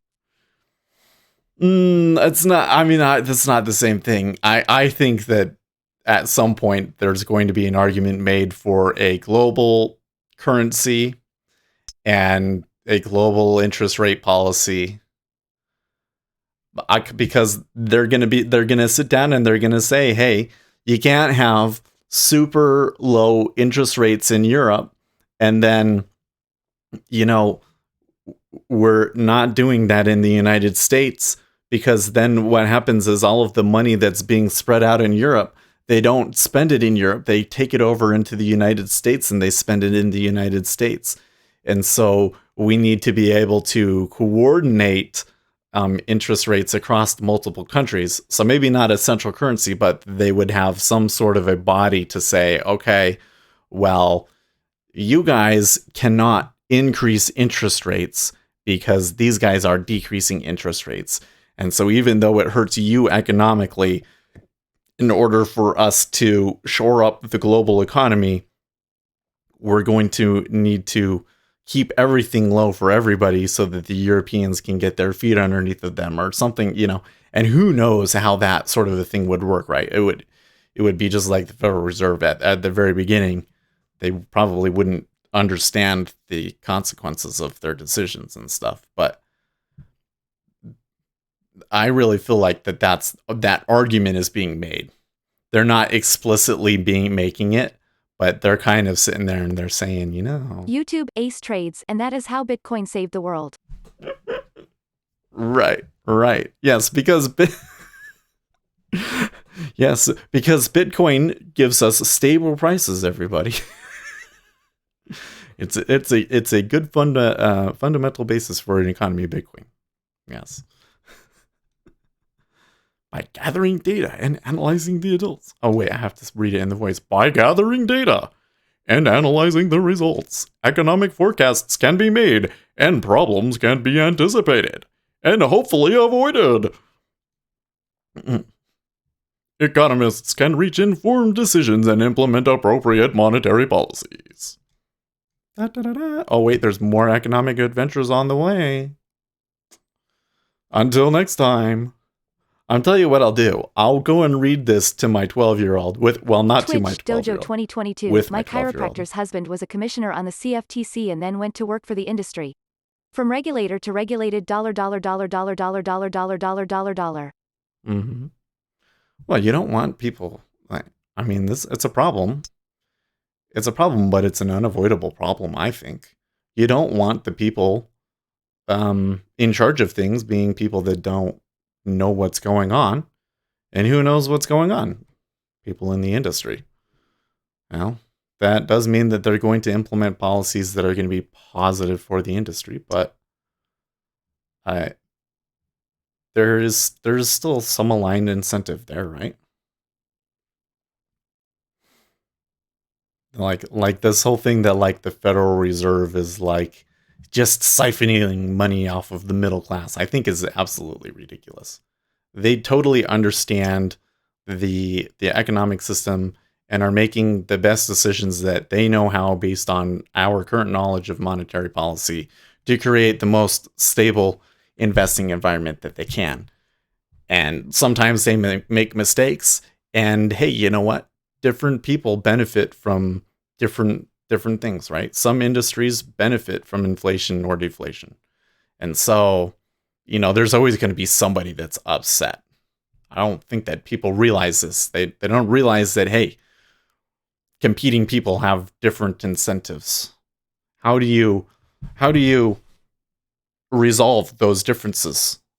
Well, Twitch, Dojo 2022. Do you mean that our social security numbers are really traded on Wall Street? I read that on the internet. I have never heard that before.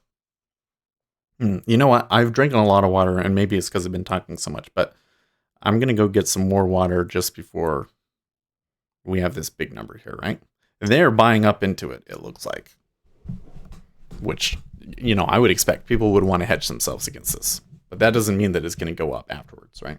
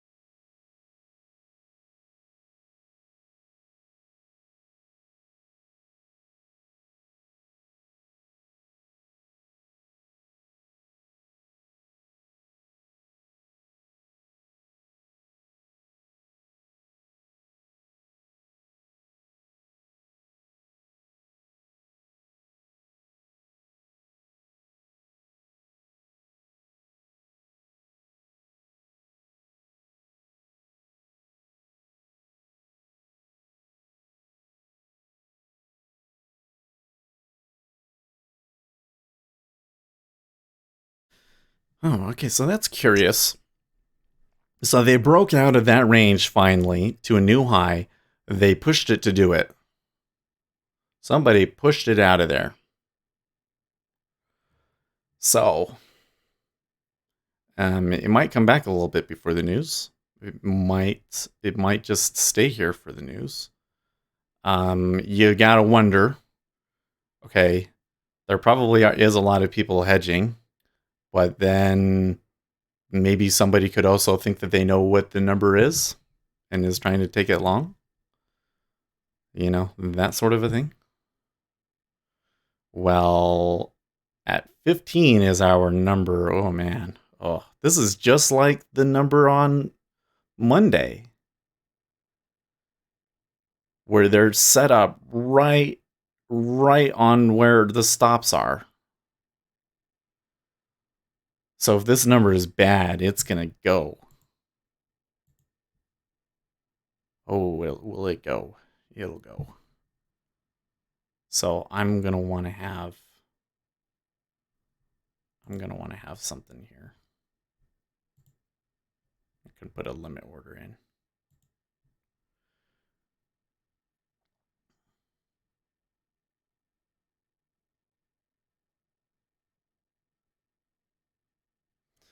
And again, the number we're looking for is 55.1. Previous reading of 56.4. There's also factory orders month over month. They're expecting a reading of -0.5 with a previous reading of 1.4.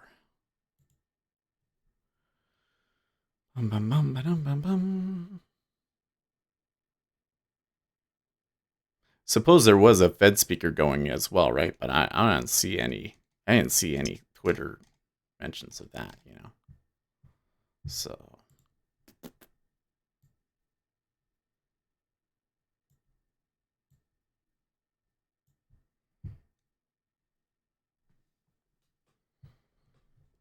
55.1. 55.1. Remember that number, guys. Get nice and close in here. I really need to get a new microphone so I can get it close. Not this month, next month. This month, we're getting the monitor stand.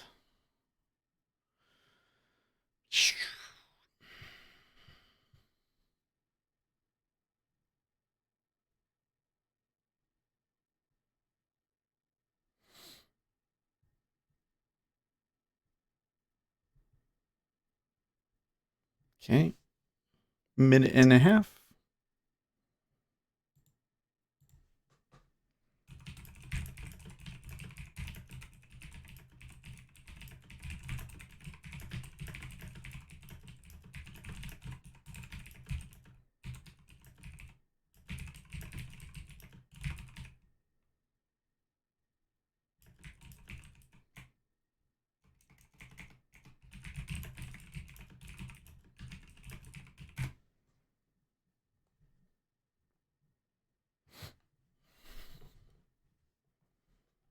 Okay. 45 seconds. They're pulling.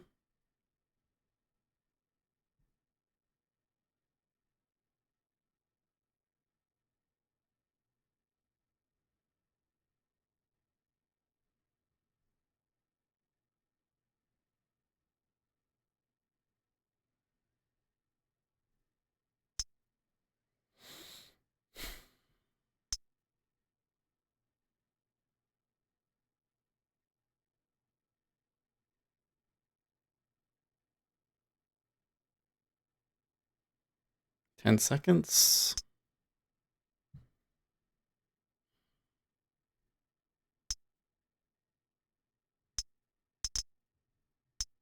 Okay.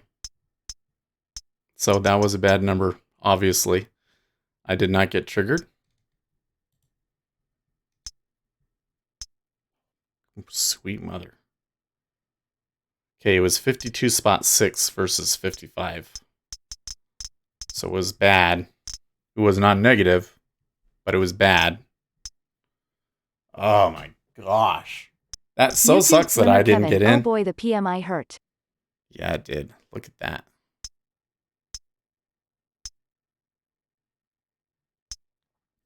I wonder if I had taken that with just a stop order, what price I would have gotten. Because it's gone up so fast that...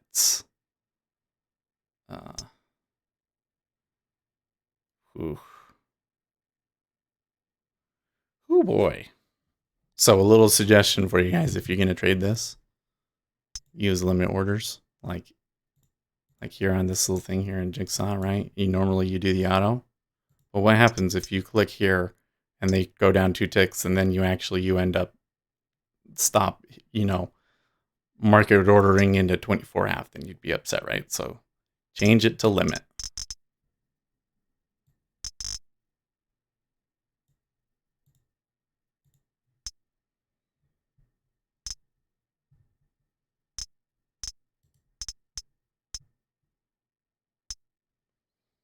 Okay.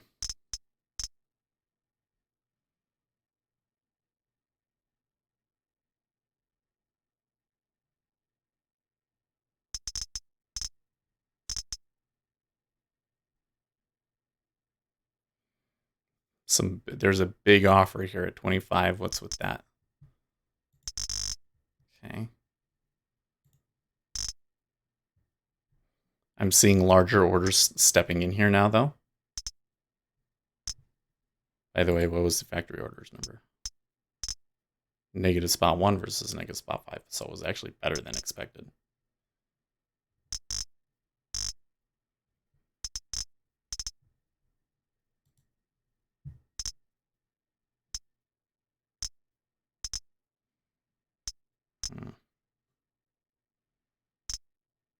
Still a little too nervous.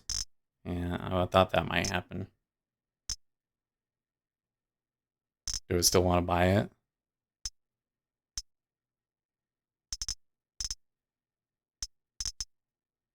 And that's a little weird. Let's let it calm down.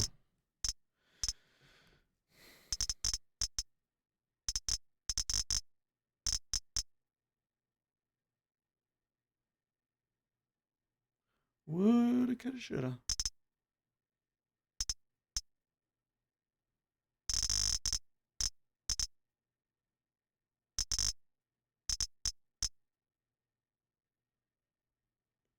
How far did the E-mini fall there? 89 to 64. Good 20 points. Good grief.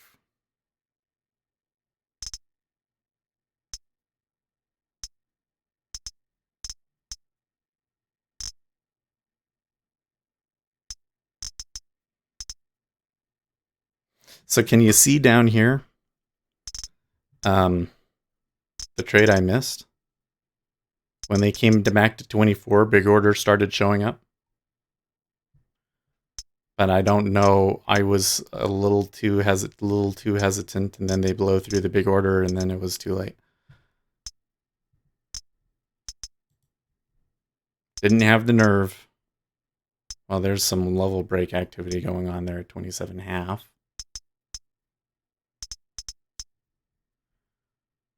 $132 even. Has a pretty good target on it. I'll look at those big ones at 06. Did we really go that far?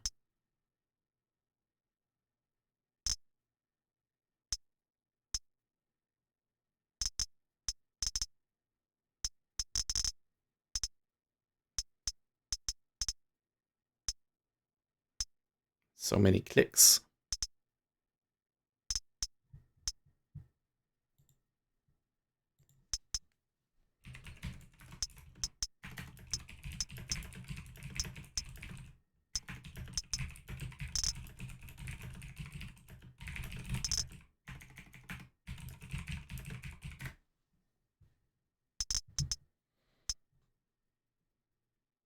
Okay, so they're doing a little bit of shenanigans here. I think they are going to move up and make a new high at some point, but I'm having a hard time picking a price that I feel safe.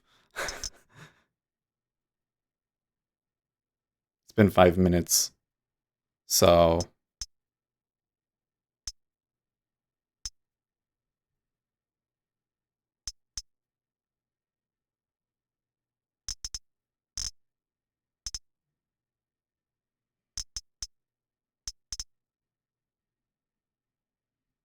Hmm.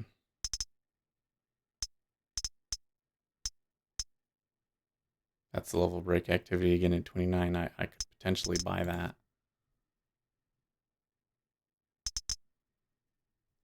YouTube, Uzi Knesset, 6520 is weekly upside target astonished face. We would want to see it just go though, so.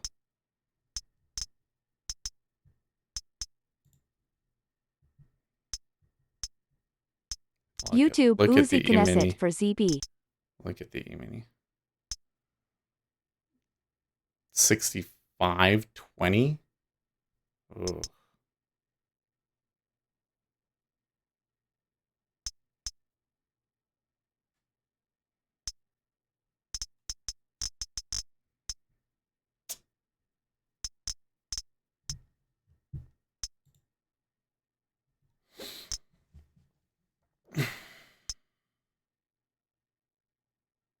Sucks.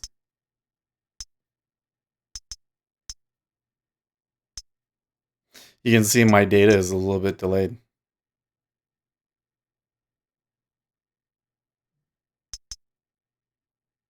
But I think that that's just rhythmic.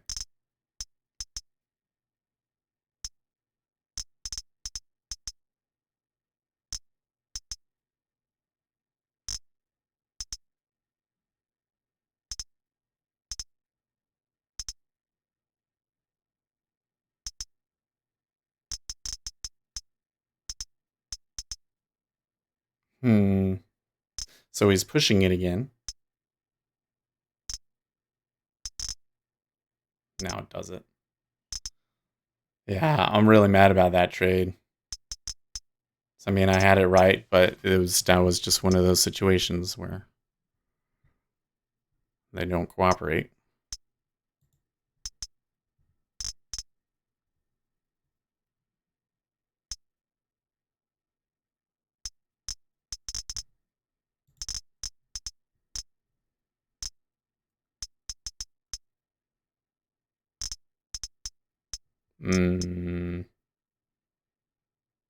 Three.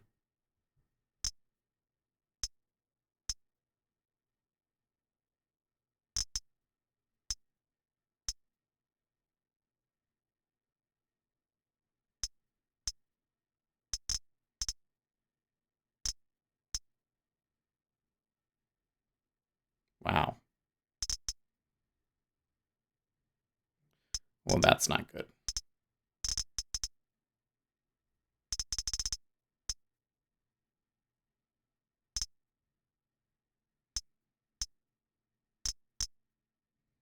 Oh, come on. No.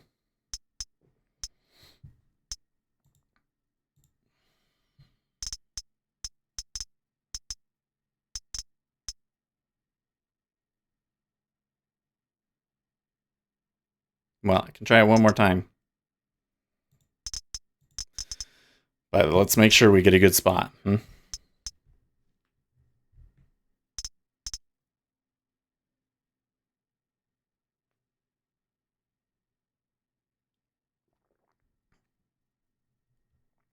Because they're really fishing for those stops.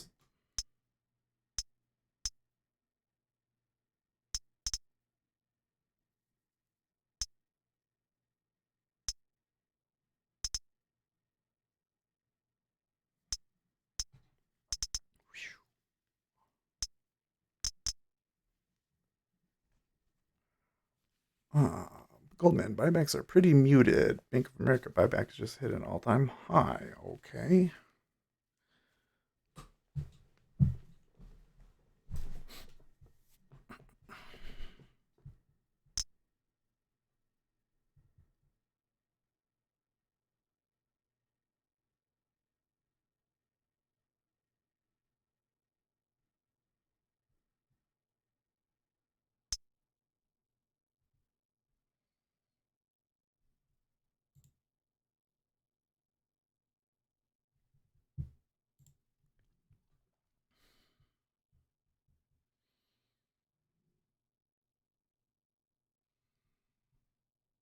They're not taking this 29 here. There was a clicky down, but like they're kind of holding it. Like they might just pop again. Oh, there's an iceberg at 30 again.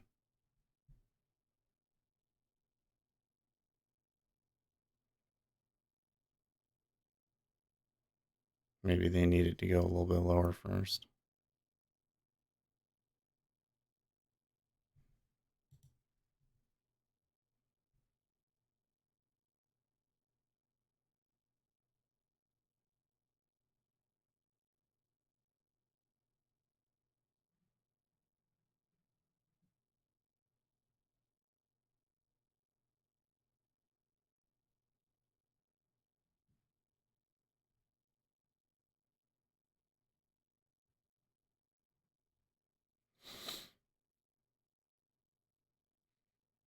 Weakest ISM growth signal since 2010, except for a short period in 2016 after Brexit. Yeah, we do have jobs tomorrow. Well, it sure delivered, didn't it? In terms of volatility. Okay.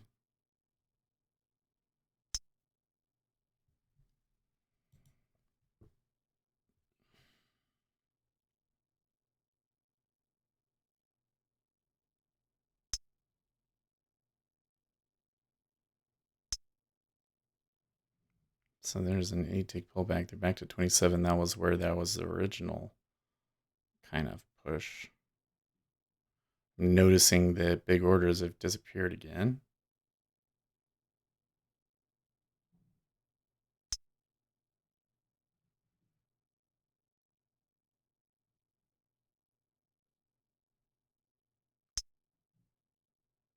Why didn't I buy it down here, man?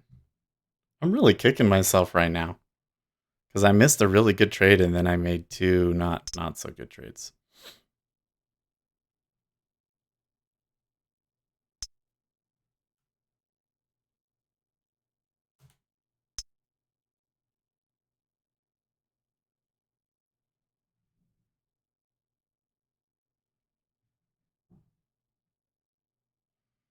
Well, there goes the E-mini again.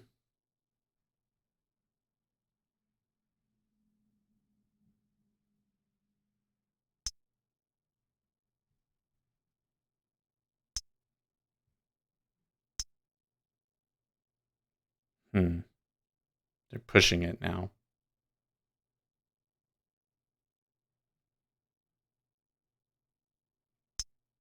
This is an unusual setup.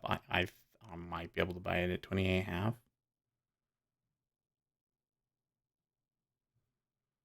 Although I think you got to be suspicious about all these icebergs because all of the ones that we've seen up here have kind of ranged around a bit of it around it.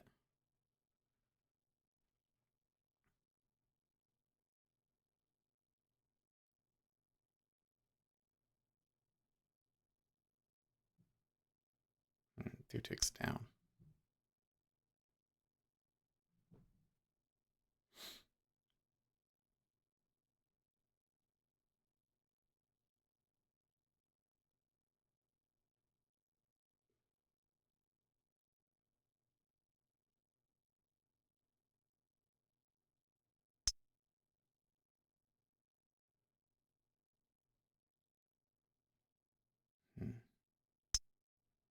Ooh, big stack at 28. Now 29.5 is doing something as well.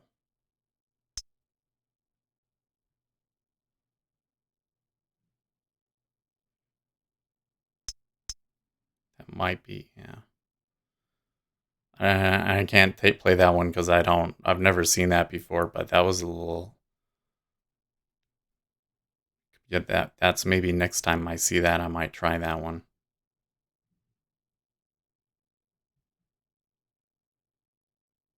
E-mini is kind of doing a pullback, so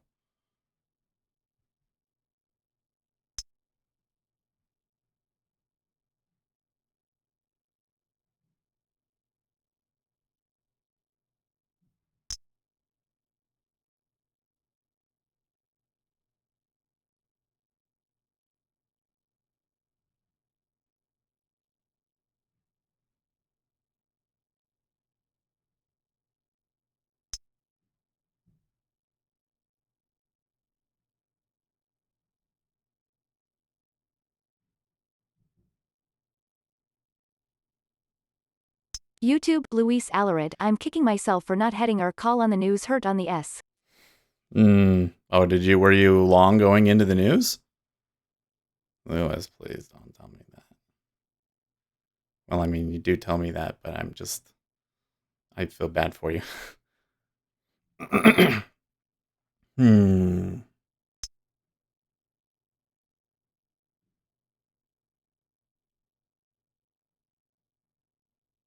YouTube, Luis Alarid, yes long. Ugh. Yeah, that wasn't too. You don't want to be holding a position into news like that, no.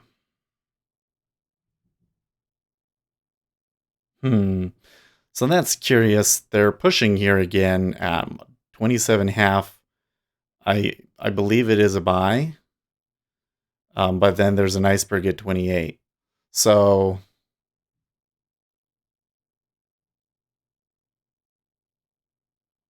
not sure what to do about that. I think that if we really wanted to play this particular one, that we would really have to buy 27.5. But I think they're going to push it out of here first. Remember that the signal is not the signal. It usually happens after.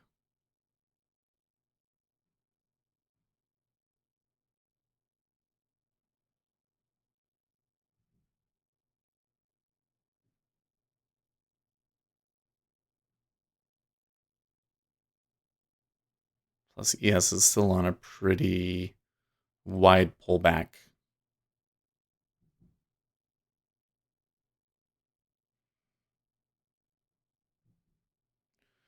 Navarro said yesterday, trade uncertainty is not hurting the U.S. economy, and the Fed is driving us crazy here. That was a dumb statement to make, wasn't it? Slumping data may push Chair Jerome Powell, who's non-committal about rate cuts, to make third straight easy move. Well, it's fair for them to be driven crazy by the Federal Reserve because it's very obvious that they should have eased more. Okay, well, it still hasn't quite done what I wanted it to do here. I'm still getting some pushing too.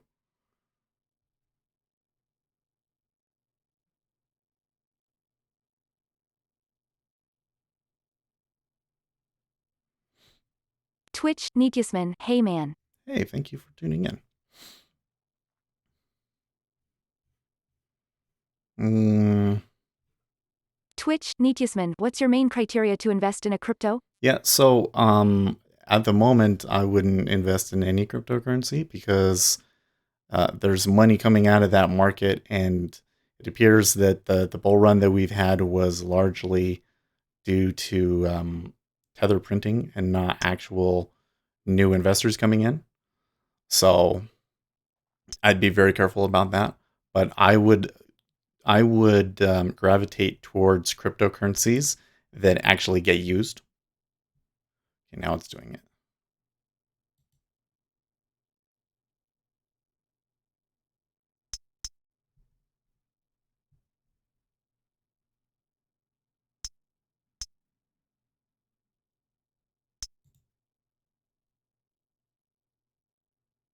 Come on. Are you kidding me? One. Just one. Just one. Twitch, Nityusman, alright, and once you found one that gets used, when do you invest?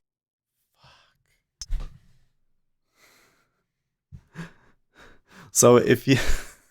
Oh, I'm sorry. Yeah, I'm really pissed. Twitch, Nityusman, like when it goes below the RSI?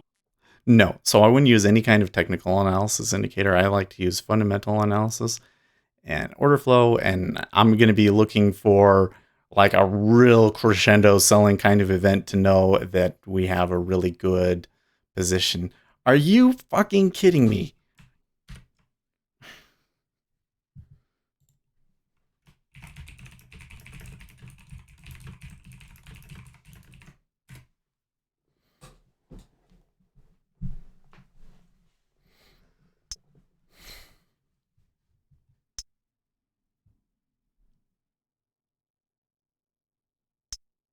Maybe I actually do get the fill. Do I still want it?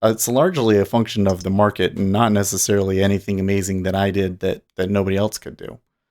I don't feel that I myself am like the star of this stream, to be honest. I am just happen to be that guy that is dumb enough to stream himself doing it. You know, I think the real value in this stream comes from all you guys. There are so many good, profitable traders here on our stream that give such good advice, and even those of you that aren't like great profitable traders still give us really great discussion and lots of good stuff to talk about. What is going on? So the E-mini kind of popped there, and now they're selling it. I'm not quite sure what to do. I do see some pretty hard absorption by the bid. Trump says North Korea wants to talk and the U.S. will be talking to them. So there's a press conference going on.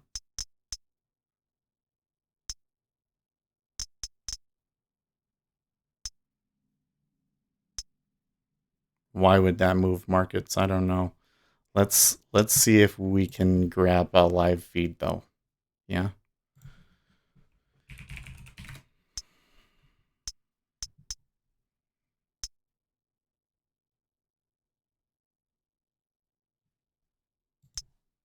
We probably need to get out of this.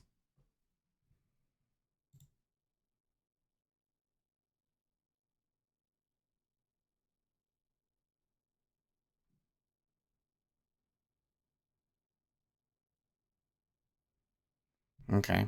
Well, that's it for today on the live account.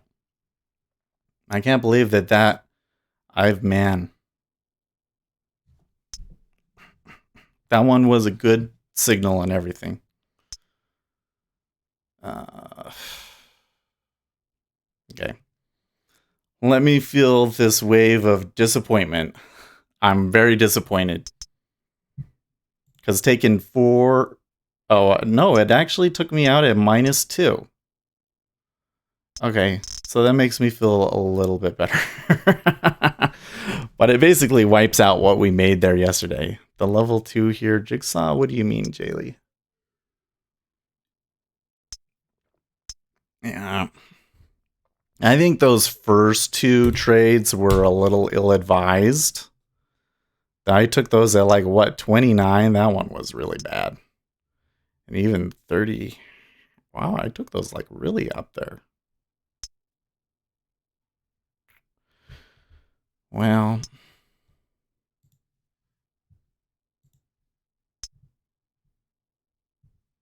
here we go. He is talking. I think he's already done, though.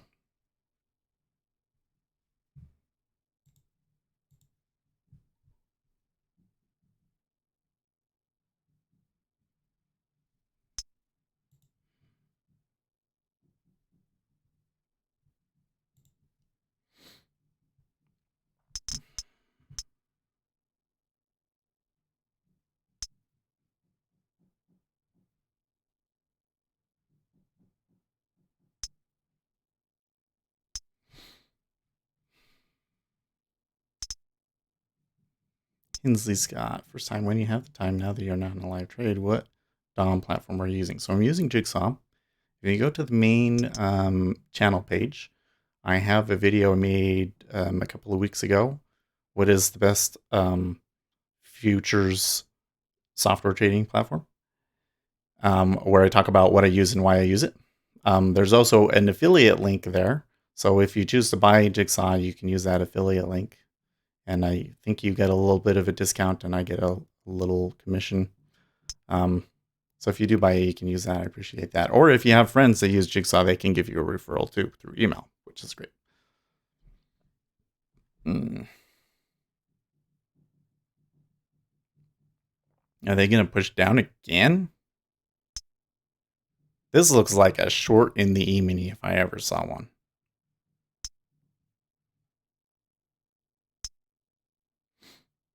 Thanks. No problem. Turn this back on, I think. Oh, look at that.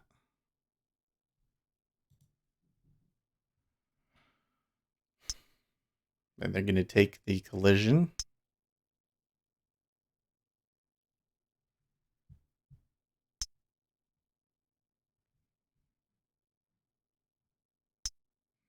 There's a big order of 21. YouTube, How long Jay has that Lee, been thanks. there? It hasn't been there for too long. Is that a target?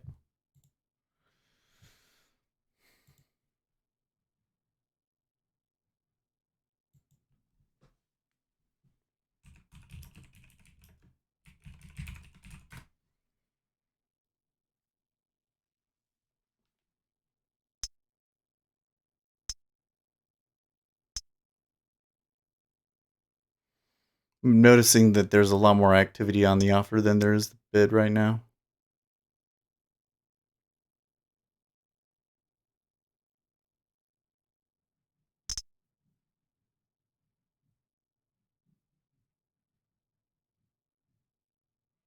$832.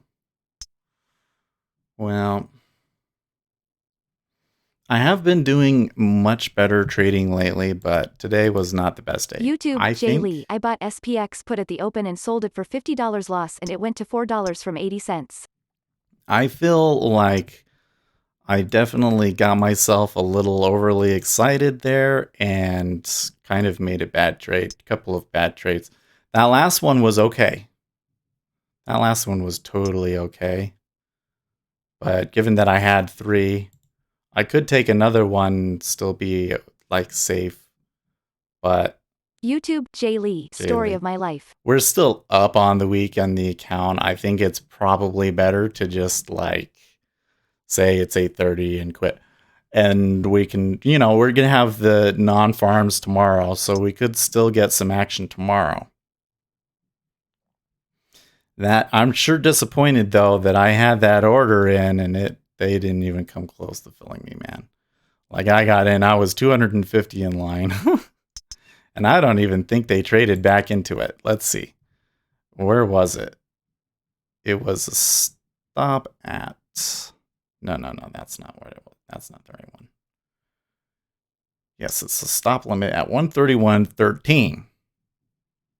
You can see nothing traded back into me, and I was 250 in line. So maybe if I had put an order in at 16, maybe I would have gotten filled. YouTube, Mike 130 IIRC. Yeah, that was a good memory, Mike. You totally remember. Maybe then the stop limit would have worked. But, who knows? Sometimes those just go back down. The reason why I did that one was because I knew that the stops were like here. So I was like, well, if this number is bad at all, it's just going to run. So too bad that I couldn't catch a spot.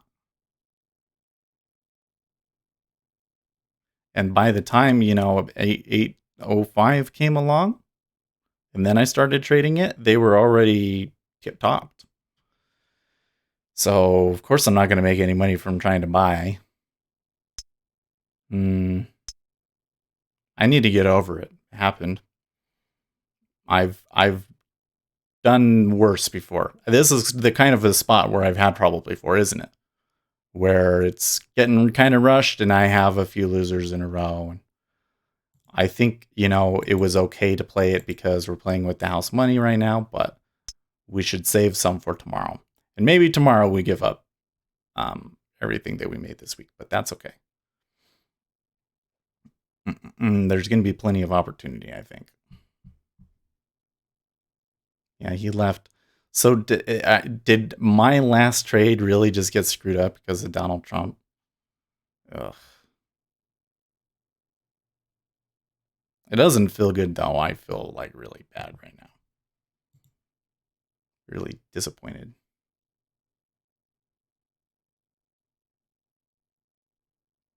E-mini recovering a ton of that move.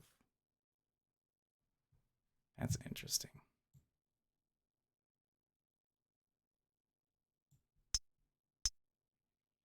Well, we should post the cryptocurrency charts.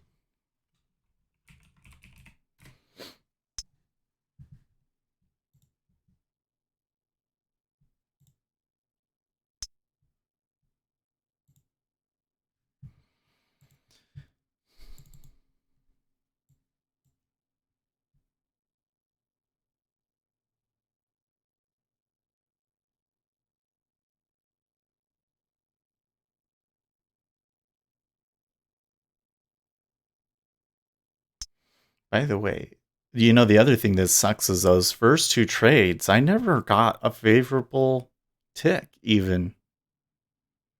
Now, I was really in a bad spot. I'm not quite sure why I took those, because I wasn't even necessarily seeing spikes. Those were kind of a little off plan. The third one was fine, but the first two I shouldn't have done. And could I be taking shorts here? No, I don't think so. In fact, I'm noticing that the big guys have just like completely disappeared. I think that what's happening is they're planning on buying it back up here again. Like it's going to get to 20 and then they're going to buy it. That was kind of what I was waiting for. See, like this has kind of disappeared. I want to see this show up again and then maybe it'll turn.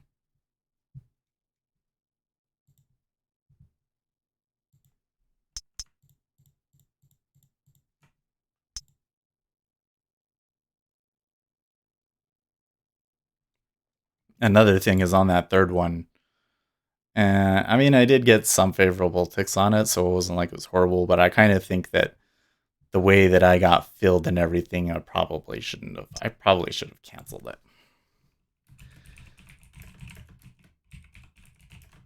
Because I missed the part that I was looking for.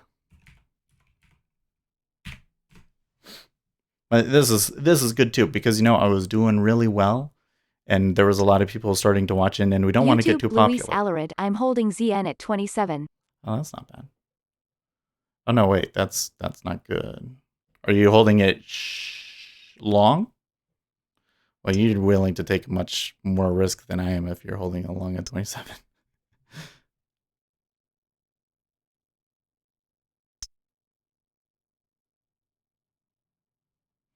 I'm not seeing. The thing is I thought when I saw some of those spikes, I thought, okay, they're probably going to make another push. Luis Alarid, long. Okay.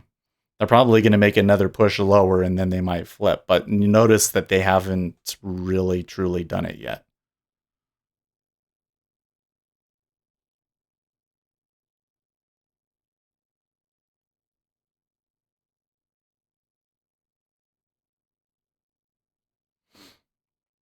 I think I just, that was a little too intense for me.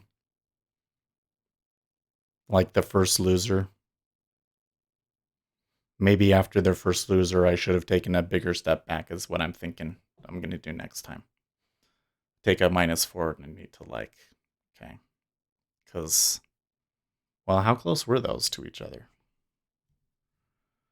I took this one at 557 and then I took this other one at 759. Yeah, no, I shouldn't be doing that. And I was only in those for like 30 seconds? What? Really? So those were really bad trades. Really bad trades. Hey, listen. This is probably a more important video to watch to see those mistakes, huh? So. But it's okay. We're going to take losers like that sometimes. We're still okay. Whew. Okay, let's check this. By the way, did they move today? Oh.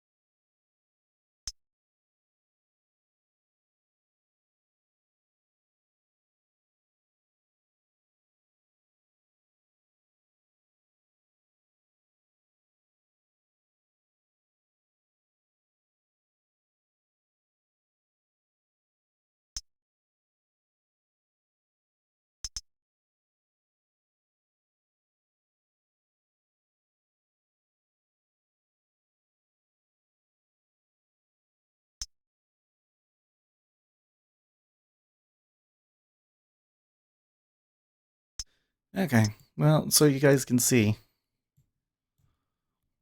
3 in a row. That's bad, but happens. Listen, we made 250.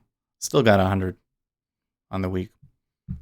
And if we still feel bad about it tomorrow, we can just trade sim if we need to, right? So, but we got the ADP numbers, so that's usually a mover. Maybe we can, we'll see where we're at. What is the numbers that we're getting? I kind of want to try and play that with the limit order again, but I don't know. Probably not smart on farms. Average hourly earnings month over month. YouTube, Mike, 3. lots of opportunity tomorrow. Non-farm employment change 140, and unemployment rate they're looking for 3.7. And then FOMC member Rosengren speaks. And then later in the day, Boehner, George, and Quarles. Chairman Powell is speaking at noon. So that means that if we catch a quick one off of the news, then we can do. But then after that, we're probably going to have to be careful. So I don't want to swing too big tomorrow. All right. Well, that's fine. And those were all sim. Yep, those were all sim. Or sorry, not sim. If there's a 1 there, that means that it was live. So those were all live. It sucks. Guys, I don't know what else to say. I feel so awful taking those. It's not like that's the first time that I've done 3 in a row and all of that, but it really sucks. There might have been the reversal in the 5-year, but I'm going to walk away, right? So, live to trade another day. I'll see you guys tomorrow. In the meantime, stay profitable. Unlike me. Stay profitable, friends.